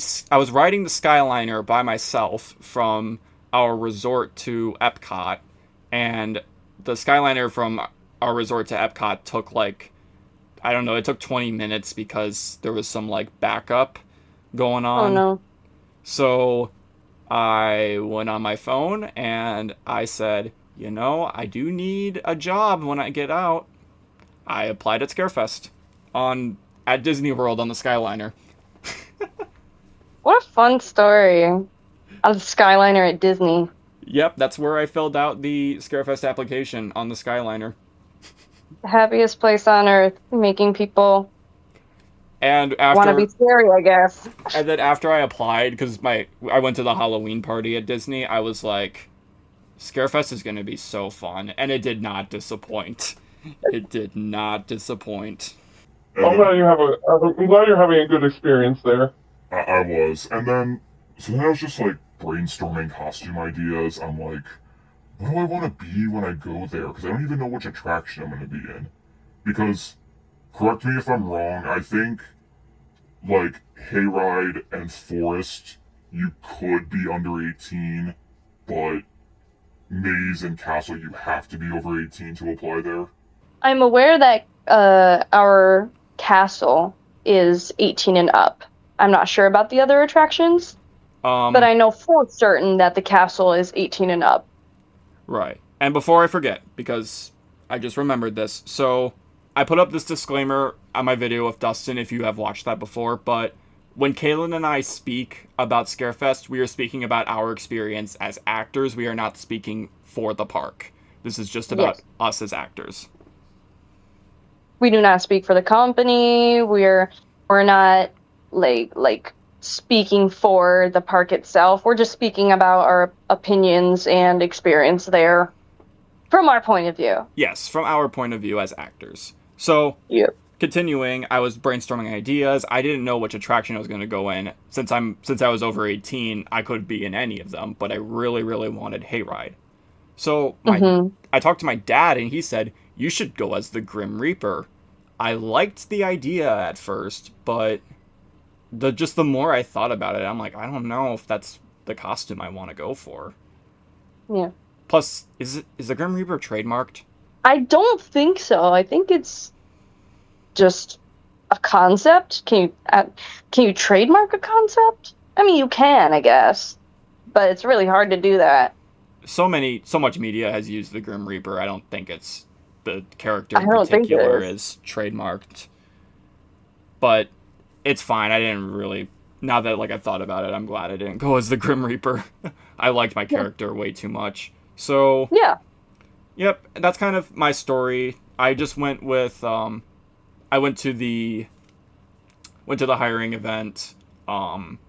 And I will say this at the hiring event, the Hayride senior actors in particular were a lot more like fun and inviting for that attraction. Yeah. So that's what made me really, really want to do Hayride. I got Hayride. I was really happy. And then my manager asked me what scene like I wanted to be in. I gave her two options, but then the more I thought about it, I'm like, ooh, military sounds really, really fun. I kind of want to do military.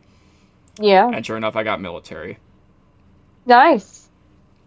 Yay. So what about you? You kind of touched on, like, how you applied on Facebook, but, like, what all happened after you applied?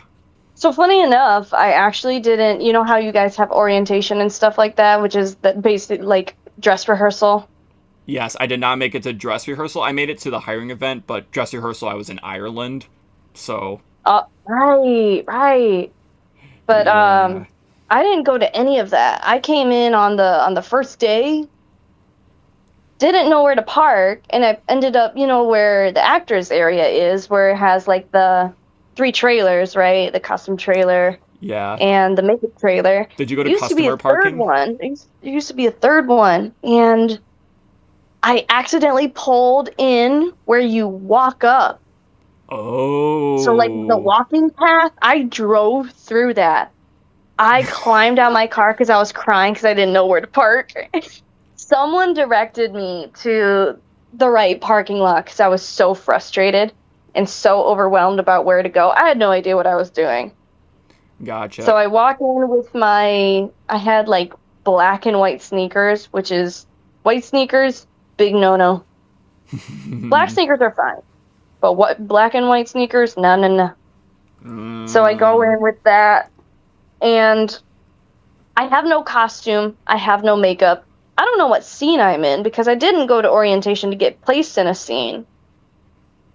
So I go to the costume trailer, or I go to the manager, and I'm like, I don't know what scene I'm in. And they're like, we're gonna place you in the barn. And I'm thinking, the barn? Okay, all right. I don't know Mm. what's there. I've never been through this place. Oh, so you So you never went as a everything, customer. nope. Never Okay. went as a customer. It's my first time ever being at the park. So I'm just kind of figuring things out as I go. I get my costume. It's a little yellow dress. The costume I had back then is not the one that I have now. Do you So still they use that fit me in character some. though? I have used that character. I used that character I think once last year because now the dress is completely torn to shreds Oh. and very fragile. So I It don't wear it as much anymore, and I kind of evolved my costume and whatnot. But mm. they gave me things that look like kind of a farm girl. And they're like, well, when you get to your scene, you figure out your scene partners will help figure out what you're doing and whatnot. And I was like, okay, sure. And I get there, and the people who are my scene partners are also new. They don't know what they're doing. So we're like, well, we'll figure it out. Mind you, this is during COVID. You've been through the barn scene, right? Yeah, yeah, yeah. Well, as an actor, I've walked through it. Oh, right. Yeah. So that big old stretch, there was only, I think, 3 or 4 people. And often it was just two of us because it would rain and people would leave. Yeesh. Wait, so Barn was So, that small in terms of like actors? yes, 'cause Wow. this was during COVID time, so we had to wear Oh, a mask. yeah, yeah, yeah, yeah. Yeah, so that was that. They gave me my makeup. They sent me off to a scene, and I did the best with what I had. It just did whatever. Did whatever. And that was the birth of baby Wicked Wendy. Oh yeah, so you should talk about your characters now that you all have at Scarefest. Yeah. So for the people listening, I have my kind of standard character. Her name is Wicked Wendy. She's Mm-hmm. from Mississippi. Oh, Uh, you actually created a oh, backstory with yours. I have big backstory, and I did in one with fact, mine there's a too. video on this. Yeah, there's a video on this on the Scarefest YouTube channel. I'll have to look it up after this. So Wicked Wendy was in a marriage. She was married in her little townhouse and figured out that she was being cheated on, which was very, very sad. Uh-oh. And so as revenge, she traded her soul for a chance to kill her husband and be exempt from consequence of it. Oh, okay. I see where this is going. Exempt from consequence in the human world anyway. So she traded her soul to kill her husband. And because I work with a chainsaw, and so I was like, let's fit this into the story. She chopped him up into teeny tiny bits, never to be seen again. And she's trapped in the hayride of doom forever, The hayride. walking and hitchhiking her way all the way through, trying to find a way out. She can never find a way out, so she just travels along. And she goes along with it. Yep, yeah, she does, singing her little songs as she goes. Gotcha. So That's for a the cool people backstory. listening, thank you. So for the people listening, her previous costume, she had a yellow kind of floral farm dress, chunky boots. She's got a bandana in her hair with Mm. 2 braids that come out the side. She's got blood all over her. Big old apron down the front. You're kind of devil's reject, Texas Chainsaw, Fever Dream. And her costume, my costume now that I use is, she's gross, she's musty, she's dusty, she's got dust all over her. She wears overalls now, which I love because wearing a dress is so scary. And Oh, then, at Scarefest for sure, with oh the yeah, terrain there.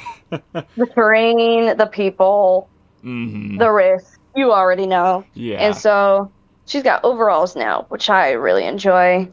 Big old boots. I have this neck chain that's got a little cowbell on it. It's one of my favorite details. She's got a hat now, which I really like. I made a hat for her. She's very Yeah. fun with the hat. I actually looked at a picture recently and I didn't notice that she had like a little clover or something on it. Yeah, so to make it a little more family friendly, as the people would say, Mm-hmm. I've been getting sprouted, which is kind of where people put sprouts on you. In this Oh. past year, we got sprouted a few times, which was cool, and we tried to see how long we could keep the sprouts on all year. But having stuff grow from me is pretty fun. I like that. Oh, I see. That's cool. I didn't know that was a thing. Yeah. So it's kind of like in the rave world Hmm. I've seen. And Um. my hair is so gross.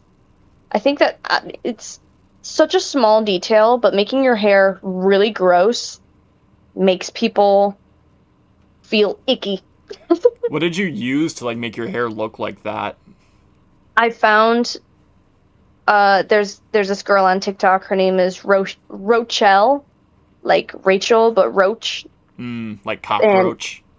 yes, and her haunt costume is incredible. I'll have to send you pictures. Shout out to Rochelle for this tip. But it's protein hair gel. Okay. You just slather it on, you comb it through, and it is gross.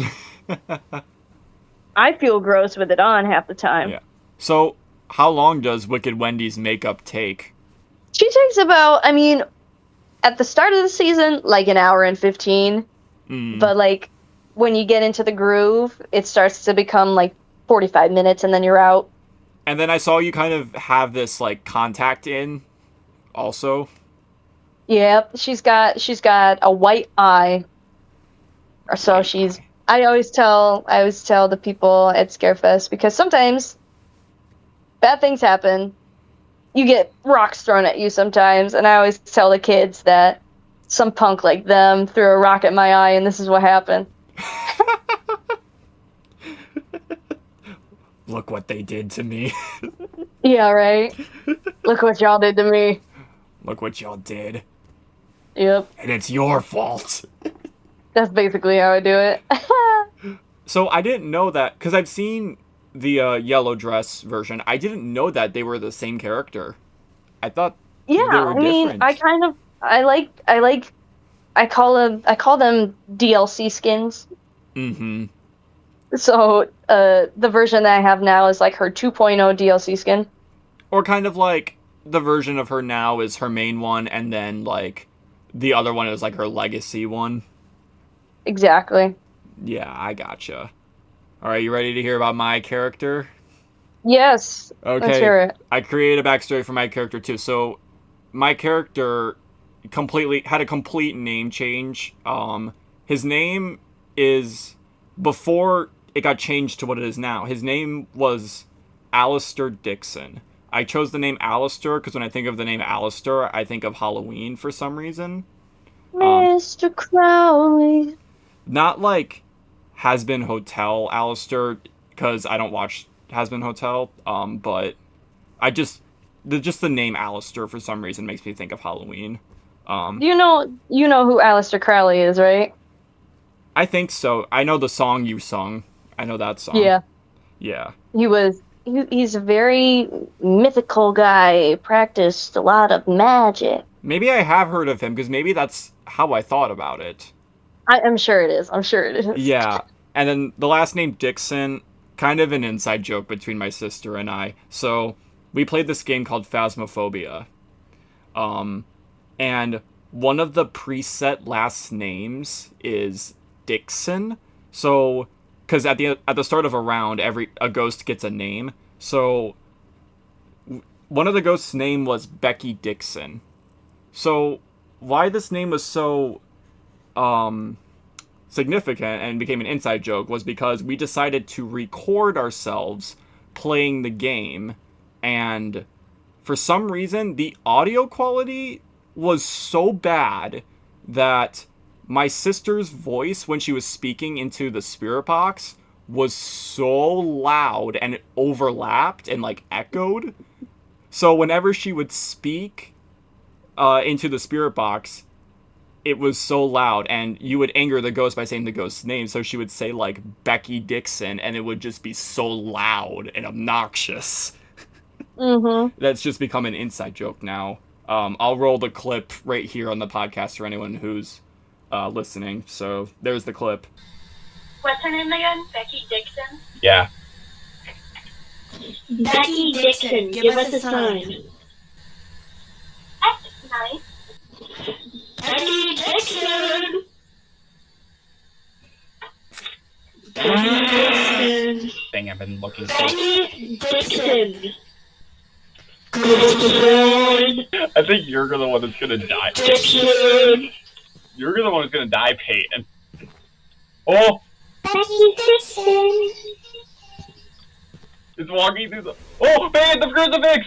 But that's where I just got the last name Dixon. That's just how it came to me. It really has no relevance to the character, but I thought I'd share that little tidbit. Yeah. That's awesome. Yeah, so Alistair was a pretty cocky kid. He was like a very like typical kind of like preppy jock. He made fun. I wouldn't say he was like a bully, but he definitely was a big jokester. Made fun of a lot of people.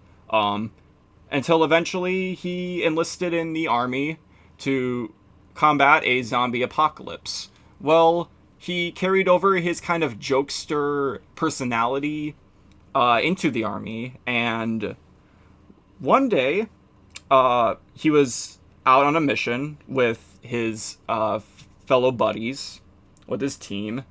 He fell asleep wrong on his back, and when he woke up, his back hurt a lot, and he couldn't run properly. So his team was attacked by zombies. They didn't like him very much because of his personality, and so they ran.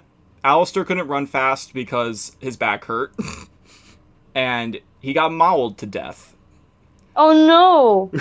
And he got mauled. I wouldn't say mauled to death, but he got infected. His friends didn't try to save him because they didn't like him. He woke up and became a completely different person, and now his name is not Alistair anymore, it is Raiju. Not Raichu, the Pokemon. Right. Raiju. So, Raiju also comes from Phasmophobia. It is the name of the most violent ghost type in the game. It's called a Raiju. Mm-hmm. So, But if you're curious, there is a real world version. Raiju is depicted as a wolf or a dog riding a lightning bolt. It's a Japanese spirit, so that's where the name Raiju comes from. So Mm. after Raiju became infected, he is just now a crazy zombie who was invited to join the carnival that is the Hayride of Doom. Mm-hmm. And now he just fits in with all the other monsters there. Nice. Whether he got his revenge is unknown. We'll never know. Cool backstory. Yeah, it's complicated, kind of, but I had a lot of fun with the character. He really only has one version of himself, but I do kind of want to make, like, different costumes for him. So what he wears is, he wears kind of like just a pretty kind of green tactical outfit. He doesn't wear camo, but he wears, like, green tactical pants that I ripped up, black boots. He used to wear black gloves, but I've recently swapped them out for green ones. Yeah. And then he wears a jacket or a coat that you see now, the hooded one. Mm-hmm. And he carries a pretty cheap knife from, just a cheap knife I used from Spirit Halloween Nice. that got lost 15 different times. Not 15. I feel that. Yep. It got lost so much that became a running joke in my scene. Like, Gabe lost his knife again. Yeah, and then as for the makeup, so normally because Scarefest has a makeup trailer, I'd have them do it. Or what I did was they started it and then I would finish it off, add my own personal touches to it. So Yeah. it was a little different every day, but basically just picture kind of like eyes with like kind of like a black red around the eyes and then just like a burnt nose. I always go for like the blood coming out of the nose look, like a bleeding nose, because they did that one time and then I just fell in love with it ever since. I'm like, I gotta do that every time I do this makeup now. When I went to Comic-Con, I didn't bother doing my neck because I said it's not worth it. Yeah. And then I always do kind of like the burnt nose on the top and then just some like other stuff on the sides, like a couple scars, a couple burn marks on like the chin. I go for a couple on the forehead. When I do it myself, I really only use 3 materials, and I want to find something good to use the eyes, because the ladies in the trailer always did the eyes. I could never find a good thing for eyes, like this kind of like blood dark red that I really liked, but Yeah. I use this like special effects powder that's black, gel blood that I got from Screamers, and Mm-hmm. just theatrical blood that I add to it. That's pretty much all I use for this character. Cool. Mm-hmm. Those are, the special effects is always such a fun part working there too. Yeah, for sure. So what's like Wicked Wendy's personality when she's out and about scaring all the mortals that walk into Scarefest? She likes to cause a ruckus. Usually if I'm trying to scare someone, especially in scene, because it's a little bit different. Before the park opens, I have the privilege to kind of be in the front of the park when it opens, so people get to see what I look like before I actually go into a scene, which I really like. That's always a fun part. She loves havoc. She likes sneaking up on people, which is really funny because I wear a lot of things that make noise on me. Like the And bells. so when people, oh yeah, the belt, I wear a lot of bells. My neck chain with the little cowbell on it makes a lot of noise when I walk. Wendy gets very surprised when people don't hear people, or when people don't hear her behind them. I don't know. When you're at the beer tents, it gets pretty loud over there. It does. It does. You can hear it all the way from inside of the hayride. Yes. Oh my gosh, it was so loud. I think the year before I started working there, it was so loud in the beer tent. I think because a band played and they didn't know how to control the volume. Yeah. Usually they blast it so that people cannot hear anything. Mm-hmm. As for how Draws more. As for Raiju's personality, he is very, very crazy and out of control. Um, Yeah. kind of a, I wouldn't say like a mocking personality, but he definitely doesn't like being offended. And you offend him, he'll offend you.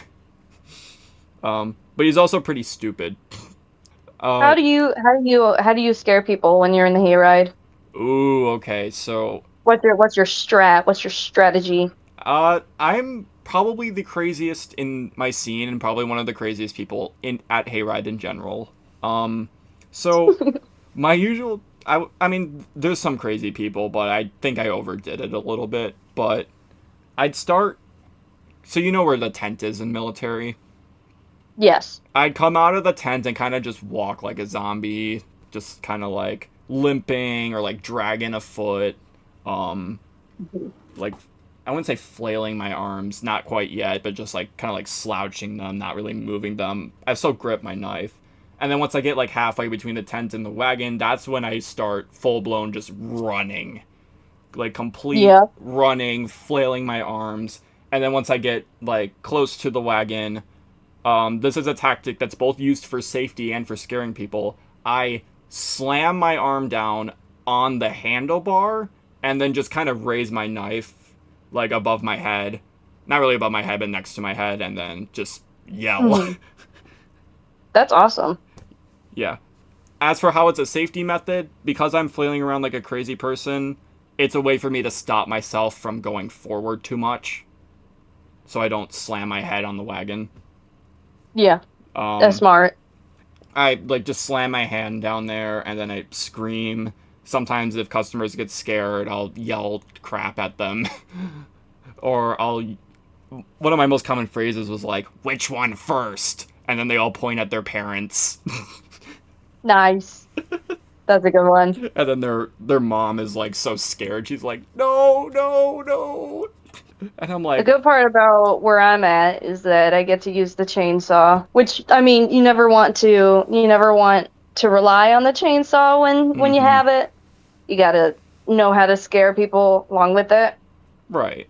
So a lot of the times when I'm experimenting with it, using having people not see it in the first place and only be able to hear it, that's a big part of it because people before they come through the scene, they can still hear what's going on around them. Yeah." So I'll be, revving it up where they can't see it. And some people are already like scared. They're like, "Oh no, I don't like chainsaws. I hear it Oh already." yeah. Yep. That or when people are coming through, they want to hear like something that fits around them. So when they're Mhm. coming into the barn, I want them to hear like things that are going to be happening. And so I'm revving it so that they can hear it from afar and anticipate it at least a little bit. And so I kind of put it down to the ground and I look at people so that they can look at me first. So they're paying attention to my face. Mhm. Something I'll do something like eeny, meeny, miny, and it'll just take off from there. The And then fun part with the chainsaw is that when you put it on the edge, the people can feel the vibration from it, yeah. I didn't know and it you actually scares did the that. You put it light like out. on the edge. Yeah, I put Mm. it. I don't. I put it close to them, but not enough to where they're in any danger. Right. And even then, like the blades are taken off, so Correct. it's not gonna cut. My dad welded a bike chain around the edge of it so that it looks like a real chain, but it's definitely not a real chain. But it Right. sounds like one. It's a real chainsaw. Mm-hmm. It's a real chainsaw, but it's just not a functioning chainsaw. Right. Not a functioning chainsaw for its purpose, anyway. Yeah. Definitely not its original purpose. Right. Okay. So, for those of you watching, we talked briefly on our characters' personalities. So this is just a little bit of a. We're just gonna do a bit of a demonstration on how like our characters talked and acted real quick. So, Hello, my name is Raiju. Welcome to the Completely Random Podcast. My good friend Wicked Wendy is here, and she'd love to say hello. Y'all know why they call me Wicked Wendy. There's a reason for it. And y'all even know what it's like on the underside. Oh, what is it like? You never know what you know what you ever had the feeling. You ever had a feeling. The What's- feeling. What's that? You ever had the feeling. There's a feeling. I There's a can't hear feeling you you. get. I'm a little There's a stupid. feeling you get. There's a feeling. So I always get this feeling when I scoop out. You know what it feels like to scoop out an eye? What? You know what it feels like to scoop out an eye? An It eye? feels really good. It I feels just really rip out good. guts instead. There you go. That works. That works just fine. You just keep going. You just keep going. You just keep going. Keep going? Well, what am I You just doing keep just going. standing here? You know, the best part of the beef stew is the eyes. The You take them eyes? out. You take them out.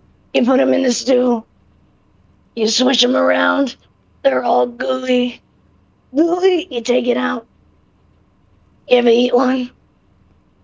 It depends. What do they see every day? You ever eaten an eye? I've eaten an eye. It's gooey. Squishy. See, to me, eyes just. It tastes like what they see. So, what do they see all day? They're looking at me. It's gonna taste like me. That's gross. See, I was thinking that was gonna be just like a quick introduction from me and you, but I didn't know we were gonna keep going. I mean, it's fun.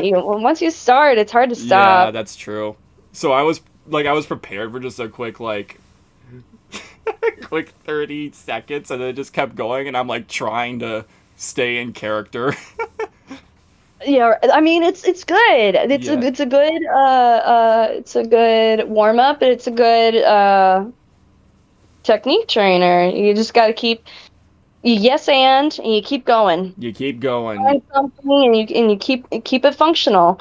You can have a script all you want, but at the end of the day, you're gonna forget something at some point. You're gonna blank, and then Mhm. you just gotta come up with something on the fly. Yep, that's kind of what Scarefest is. It's all improv. You gotta. It's definitely. Some of my favorite moments I've had with people have just been on the fly, and Mhm. there was one time when I was in the castle, which kind of developed my favorite phrase that I've kind of consistently said. When I was in the castle, all I would do is just sing, not even sing. I would just talk out CCR, Creedence Clearwater Revival lyrics in that voice. And Oh. people would get so freaked out by it. And then when I come around the corner, I get to chase them for a little bit.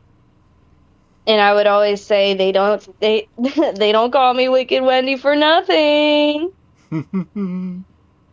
Just training your voice is always fun. Yeah. It hurts though after a whole weekend of using it. Well, you have to use a healthy part of your voice. Well, There are certain ways to use your voice that don't hurt. it got better throughout the years. It's just the first weekend where it really hurt Yeah, afterwards. that's true. It That's didn't help true. that I went to Cedar Point right after and was screaming on roller coasters. That's fair. That's fair. Kind of a funny story. I didn't know Kaylyn's name at Scarefest, so I always just called her Wicked Wendy. I love being a mystery person. I love kind of being a little anonymous once in a while. Mm-hmm. So I always tell people, like, you can just call me Wendy. I don't mind it. Yeah. No, I always introduce myself as Gabe. People just called me Gabe. Also, I have a question I wanted to ask you. So, I was at the actors area one time, and one of the actors had said that, like, there was a trail somewhere in Hayride, then they followed it, and they ended up in someone else's property, and the person Oh who was my. on the property was like, "Get the fuck out!" And he came back and then told me that you told him that you know that's someone else's property, right? Yeah, I told them to go there. What? No. You didn't tell him to go there. You told him that that's someone else's property, right? Why'd you go there? No. Yes, I did say that. I'd say that a lot. Because we're right next to someone else's land. There are certain areas in the hayride that literally are connected. I don't want to say connected, but they're pretty much connected to other people's land. So, yeah, Don't go there. don't go there. Don't follow that trail. You turn around. Yeah. Yeah. I don't know. I thought it was funny. He thought it was funny too. But I'm just glad that military wasn't like that. We didn't have anyone nearby. We had the whole area to ourselves. Which, by the way, in military, I think by land we were the biggest. But there was only 4 of us for most of the year. Jeez. Yeah. You guys made it work. Great job. We tried. I tried. I definitely got some confident boosts from other people. And yeah, I kind of touched on this earlier, but yeah, the first time I ever wore Raiju's makeup, it was the best feeling ever. I just felt like myself, like I could act how I wanted to act.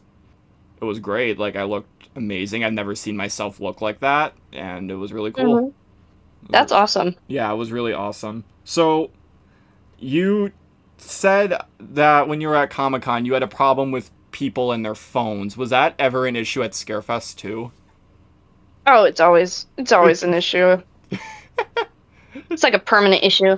I mean, people just cannot, experience something in front of them very often.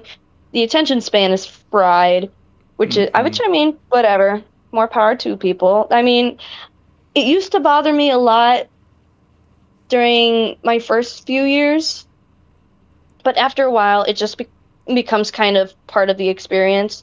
Yeah. And I mean, hey, if seeing a video convinces someone else to come to the park, shoot, take all the video you want.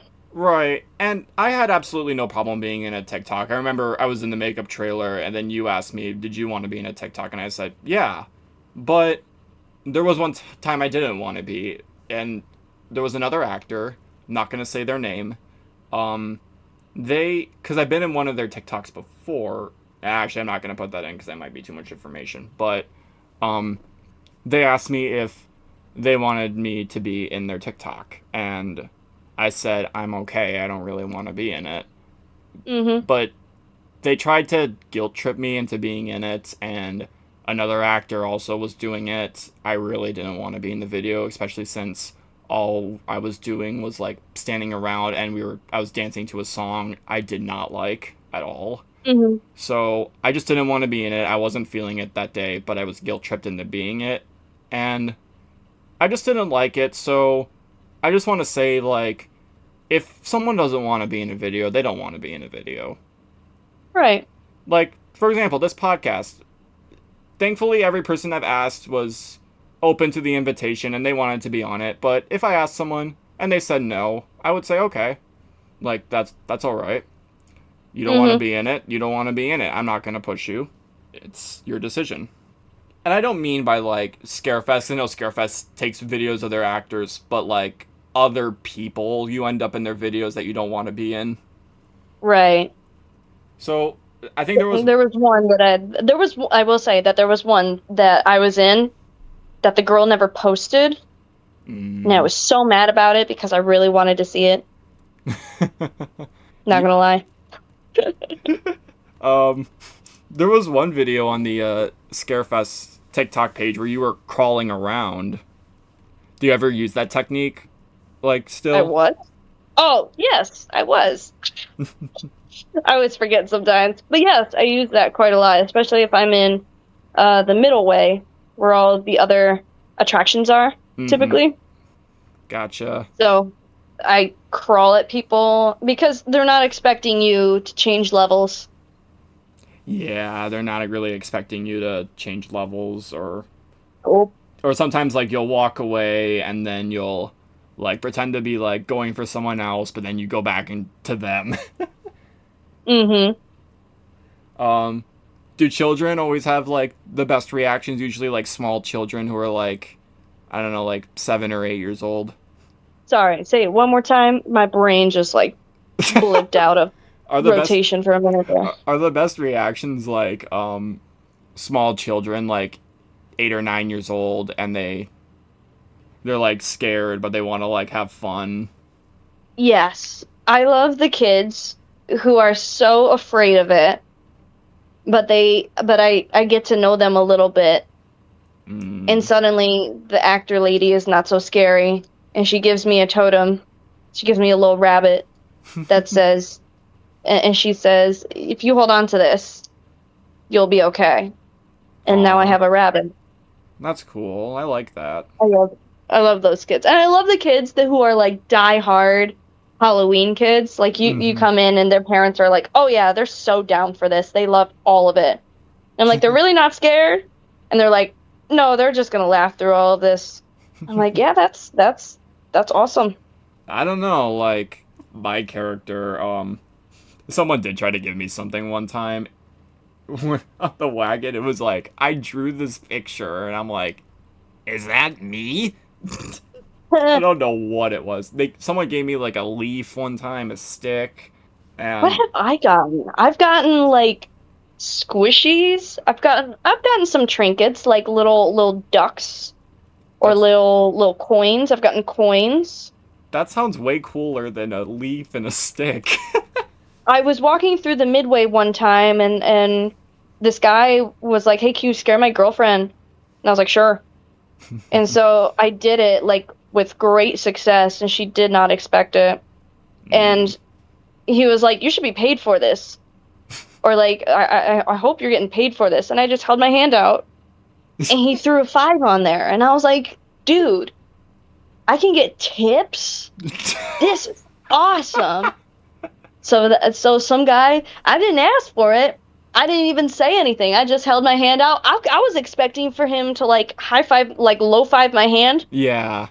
But he pulled out his wallet, and I was like, "Shoot, okay, I'll take your money."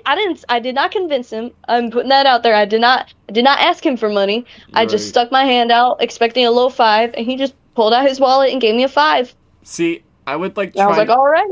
See, I would like try to find a way to like politely refuse in character. I mean, you would turn down $5 from someone who wanted to give it to you. Yeah. Then again, Yeah. $5 is $5. Yep. But That was a good afternoon. yeah, that was fun. So what about do you have any like bad experiences with customers besides videos? People like taking videos. I mean, we have people that smoke on the hayride, which is not Uh, fun. I've had a blunt thrown at me a once. It blunt almost was set me on thrown at you? fire. Yeah. It What? landed in my costume and it burned and almost set me on fire. Ooh, Yeah. That was no. um obviously, we've had people throw up, Uh, no, which sucks. no. See, my character can look very gross sometimes with his like bloody nose, but vomit, no. Yeah. I can't I do can't do that vomit. either. I can't do vomit. We've had people throw up before. I mean, people sometimes, I don't know, they like throwing stuff at us all the time. They like calling us names. They like calling me names specifically. I don't know why. So I have another character that has a rabbit mask, and it's used Yes, to good represent thing for I me remembered. anyway. Good thing I remembered Yes. because I want to say this. My cousin Lainey, she says you're her favorite actor, the bunny one specifically. Me. That's so sweet. I love that. Yeah, my cousin Lainey. She goes to Scarefest every year, and I remember when I posted because we took a picture together, and I posted it on Instagram, and she's like, "Oh, that's my favorite actor." So cool. Yeah. So I would wear the bunny one, the rabbit one, Mm-hmm. and people keep calling me a furry. Like, I don't think you know. I don't think you even know what a furry is. I'm sorry, It's not. It's not the worst insult I've gotten in the world. I can't speak about the worst insult I've gotten, but Oh, I can't my either. goodness, I can't either. right?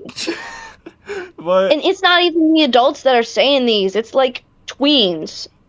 oh, The ages just keep getting like lower the with age the on the insults. wagon that walks around going 6'7", 6'7". Yeah, I'm like, I got so annoyed with people doing that. That was yeah. I usually tell the kids, "Oh, look at that! You learned how to count today." That, or if it was a really, really, really like a tween, kind of like a teenager, I would always say, "Well, you look a little more 5'2" to me." 5'2". I think one time I said I got stabbed 6, 7 times before I came here. That's funny. That's a good one.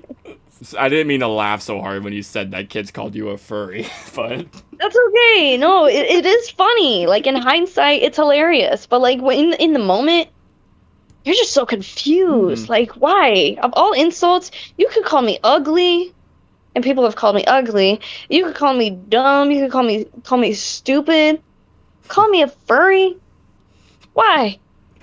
What's the reason for that? I That's so wanted silly. one of my costume options before I went with a zombie was I wanted to be a werewolf, but I knew that if I dressed up as a werewolf, like I'd probably get at least 10 people a day call me a furry. Yep. Yep. Anyone who does any sort of animalistic character, that's all it is. Not everyone who likes animals are furries. Right. I dressed up as Wolf from Star Fox, and even though I had no fur, he's technically an animal character, and I'm not a furry. Mm-hmm. So, not every animal is a furry. But no, that's a funny story.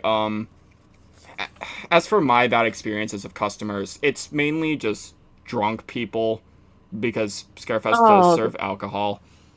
drunk people stink. So Scarefest has a no touch policy. Us actors can't touch you, but that also means you cannot touch us. And yet, Mm-hmm. this happens at a lot of other haunts too. Like, you're inevitably gonna have rule breakers wherever you go. Yeah. Even some actors will But be rule breakers sometimes. yeah, yeah. But Like, if I'm either going to give someone something, like I usually ask them to reach out their hand, and if they don't want to, then they don't have to. right. That's their option. That's their choice. Because I like leaving them with a memory, so that they can say, "Look what I got at Scarefest," Mm-hmm. when they leave. And I'll give out little rabbit trinkets. People really like that. Yeah, that's always cool. But it's always consensual. If they don't want to take it, they don't have to take it. Right. One person, it was like the last night too. There was these girls on the wagon, had no self-control. Zero. They full blown were like an inch away from kicking me, like nailing me right in the face. Ugh. Then I would have actually got a bloody nose. Yeah, right? None of that. Mm. I've been slapped by children. Like, straight up slapped in the face, and the parents were just laughing and recording. I don't like you. Ugh. Takes a lot of restraint sometimes. Yeah. Just hands to Takes a lot of- yourself, please. And then there was this one lady. She was so into it. She was so into just all of the actors, and she thought that, like, all of us were all, like, attractive and just so hot and so cute. I remember this lady. I know the one that you're talking about. So because I talked about how I put my hand on the handlebar, she reached her hand out and she, like, caressed my hand, was like, "You're so cute. You're so adorable." I'm like, okay, nope. Bye-bye. Back it up. Back it up. Back it up. But it's a great gift working there, Yeah. regardless of the people who are not the nicest. There's a Oh, reason why I've been there for over 7 years now. yeah. So I do want to give a closing remark with like how great Scarefest is, but I think before we do that, um, is there like an experience? Or we talked about bad experiences with customers, but have you ever had anyone with like any bad experiences with like former actors or just actors in general?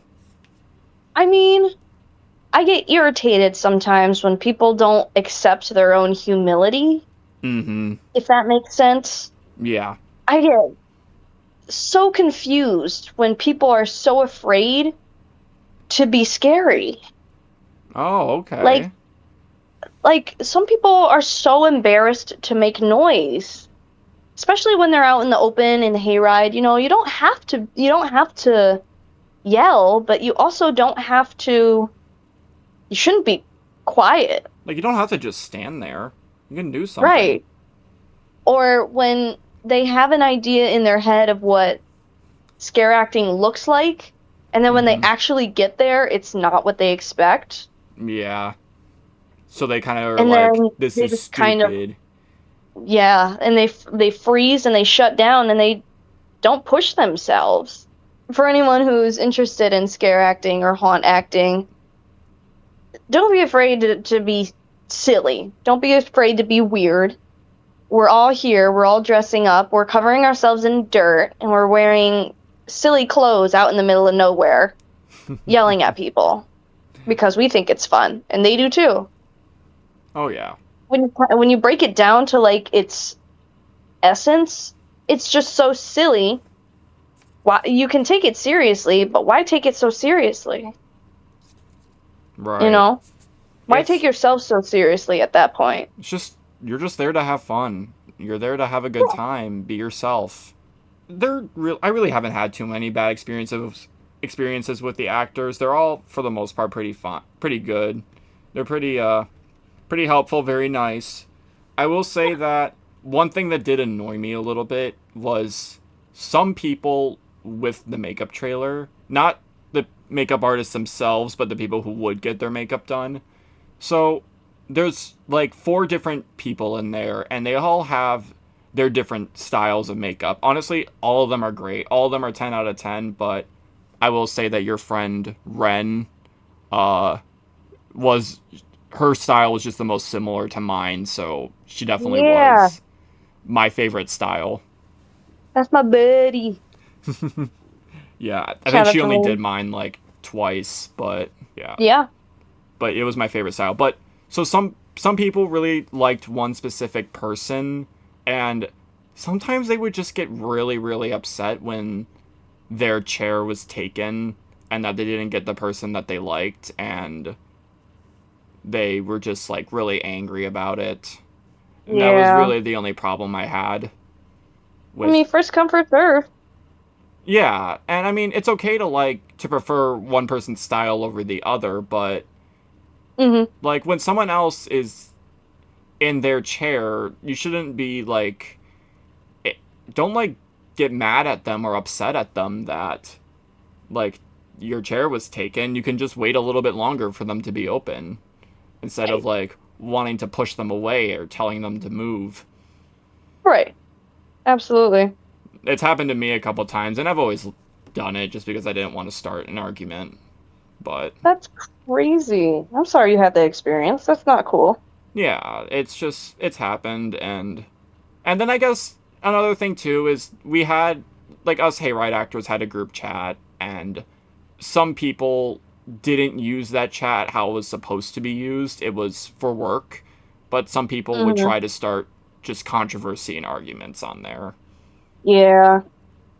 And Unfortunately, there is a lot of drama that happens in the haunt industry. You'll kind of find that at most every haunt that you go to. it's unavoidable, but one thing I will say that Scarefest does a really good job at doing is that they keep politics out completely, and that makes the experience the best in the world. as you can tell, I'm very, like, happy that they just don't talk politics at all.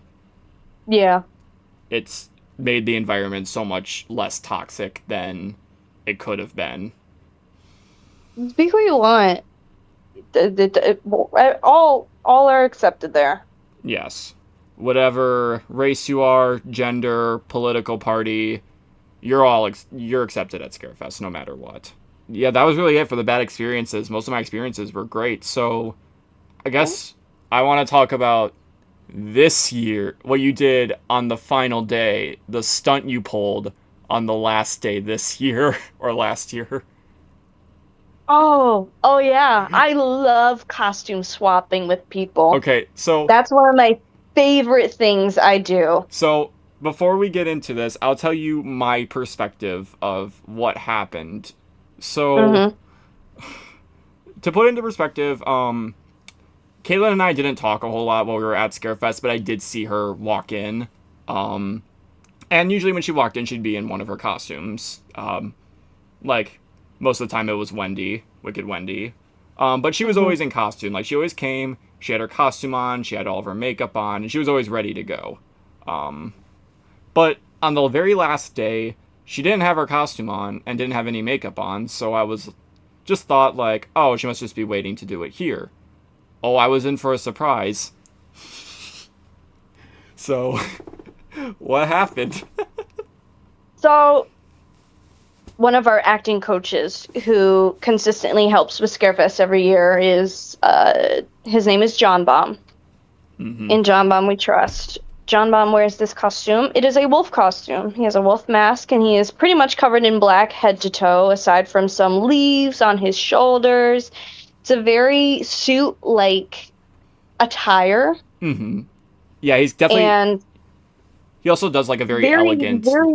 very elegant, very, I don't want to say regal, but he's very distinguished, you know? He's a gentleman. Very, sophisticated. Yes, great word. Good describing word. So, John Baum would walk around frequently through the hayride, you know, generally checking on the acting, doing bits with people, hanging out from scene to scene, making sure everything is in working order. Otherwise, John would be working in the beer tent helping out. A couple nights before the end of Scarefest season, he would be walking through the hayride, which was great. Mm-hmm. And it just so happened that John and I are a very similar size, or very similar stature, and I'm pretty good at physical comedy and physical mimicry. So I decided to wear his costume and be him for the night. I had my little shiesty on, his mask, the suit, and I was doing my ever-loving best to mimic the way he walked, his kind of mannerisms, stuff like that. And she played it perfectly. Thank you. I was going through pretty much all of the I went through most of the attractions pretending to be John Baum. I made little letters, like little notes at the end of the night for some people, and yeah, I handed them out, and people thought it was John a good majority of the time, which was very sweet. But at the end of the night, once everyone finished everything and the after party happened, finally took it off. People were very surprised. Oh, I was. I think I shouted way too loudly. I'm like, it's Wendy! Who is that? No, because you visited military scene that night, and I thought it was John Baum. I thought it was John. The only thing that, like, I found a little suspicious is that he didn't talk at all. Yeah. Because he usually does talk a little bit, but he didn't talk at all. But I just figured, like, okay, he's probably just acting. Or maybe... So the downside is that I couldn't talk. And a lot of people were trying to do things to make me talk, and I just couldn't. I was just doing my best with the physicality. Mm-hmm. And then he finally took the mask off. I was very surprised. Didn't know. But then I just put the pieces together. Like, I saw Kaelyn arrive not in costume, and then John Baum didn't talk, so I was eventually I like put the pieces together too late. It was too late. Surprise already happened. So, who? Thank you for bringing that up. I almost totally forgot about that. Yeah. What attraction had the best reaction? That wasn't meant to rhyme. I hate it when things rhyme, but um, there were some people in Castle that still don't believe it was me. they still don't believe it was you to this They day. still don't believe. Uh, Ren actually believes that John visited her twice, Oh. which is not true. I visited her once, and John visited her the second time. Oh, okay. So she thinks John Shut up. visited her twice. Yes, Did you enjoy the after party this year? I did. It was very lax. It was very nice. Uh-huh. Music selection could have been better. Didn't Yeah. realize that everyone was supposed to be kicked out a certain bit, but They played whatever. the wobble like 3 times in a row. Yep. I learned the entire dance that night because of that. That's awesome. And then I forgot it the next week. There you go. Yeah, that was a fun night. From my perspective, while she was going around fooling everyone, I was, oh, you weren't there for final day pickup wagon, but so at the end of the night, there's a wagon that comes around and picks up most of the actors. A lot of them do walk. I never walked. I like taking pickup wagon. Yeah. So on the last pickup wagon, barely anyone walked. Barely anyone. Everyone wanted to ride the wagon. It was so overfilled. I'm talking like double the amount of people that would double like the amount of like a full wagon of customers, like double that. The wagon struggled to go up hills and that people had to jump down and push it up. Yep. Oh, it was so fun. Me, a couple people in my scene, and then a couple people in Bat scene. We all formed like a circle and we're like dancing. It was That's so really fun. cool. It was so fun. Sounds very special. That was like probably my favorite moment from Scarefest. Nice. I think my favorite thing that came out of Scarefest though was that I met one of my best friends, Justin. We're still best friends to this. So, to close things off, what would you say is, in your opinion, like, what's the best thing about Scarefest, and what would you say, like, what does Scarefest mean to you as a whole? Oh man, that's a hard question. Mm-hmm. I get it. I would say one of the best parts of Scarefest is getting to experience a community with the same goal as you Mm-hmm. and feel accepted and free achieving that same goal. Yeah. So, you go into a lot of clubs and stuff or like hobbies and whatnot, and people are doing it for different reasons. Mm-hmm. And obviously at Scarefest it's kind of the same way, but you guys, we all want to put on a great show. Yeah. And no one wants to like try and one up anyone. We all want to put on the best show that we can. Exactly. We all want to, like, we all want to feel included. We all want to just enjoy time together acting and playing silly monsters that scare the crap out of people. Right. For me with Scarefest is, so while Kaelyn has been at Scarefest way longer than I have, just the short month and a half that I spent there, it was the best time of my life. When I was in high school, I love hearing people have really good experiences with it. when I was in high school, I didn't enjoy high school as much as the average person. I didn't really fit in with the kids there. I wasn't popular. I was a completely different person than I was at Scarefest. I didn't really go to homecoming that much. I only went to one homecoming. Never went to prom. And I just didn't feel like myself at high school. I felt I kept a low profile. I never really talked to anyone. I think all of the, quote, popular kids thought that I was weird, that I was, like, just, I don't know how to describe it, like, not Outcast. cool.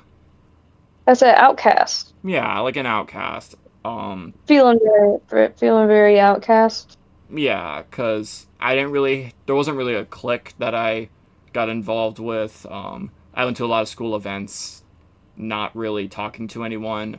It got better junior and senior year, but freshman and sophomore year, yeah, it was pretty rough. So I left high school feeling like I didn't get the experience that the average high school student got, but I went to Scarefest and I say that like Scarefest was my high school. I say that like Scarefest was like the after party was my prom. Yeah. It was basically because yeah, I never went to prom and that was just so fun. I had so much fun there. At Scarefest, I was a very social person. I could be myself. I could talk to the other actors. The true self that I like to express to other people is I love being like a hype man. I love getting everyone Yeah. excited. I love getting everyone like pumped up and like just having a good time. I could never do that at school. I could never be that person. But I could be that person at Scarefest. That's awesome. Yeah. I'm glad you had a good experience. Yeah, it was really fun. A perfect example on the last ride on the right before pickup wagon picked us up, I see it coming down like from nuclear scene. I see it arriving and then as like like a little bit before it stops, I just shout out to the entire wagon, "Oh yeah!" And then they're all like, "Oh yeah!" And I'm like that was just a great feeling. Like I felt very accepted there, very just involved, and that's just kind of when I realized that this was probably the best time of my life. Um, I remember when I was on my vacation in Ireland with my mom, like I felt bad because my entire mind was on Scarefest. Like I just wanted to go back. Yeah. I was just eager to get out and go to Scarefest. She understood, but I still felt bad.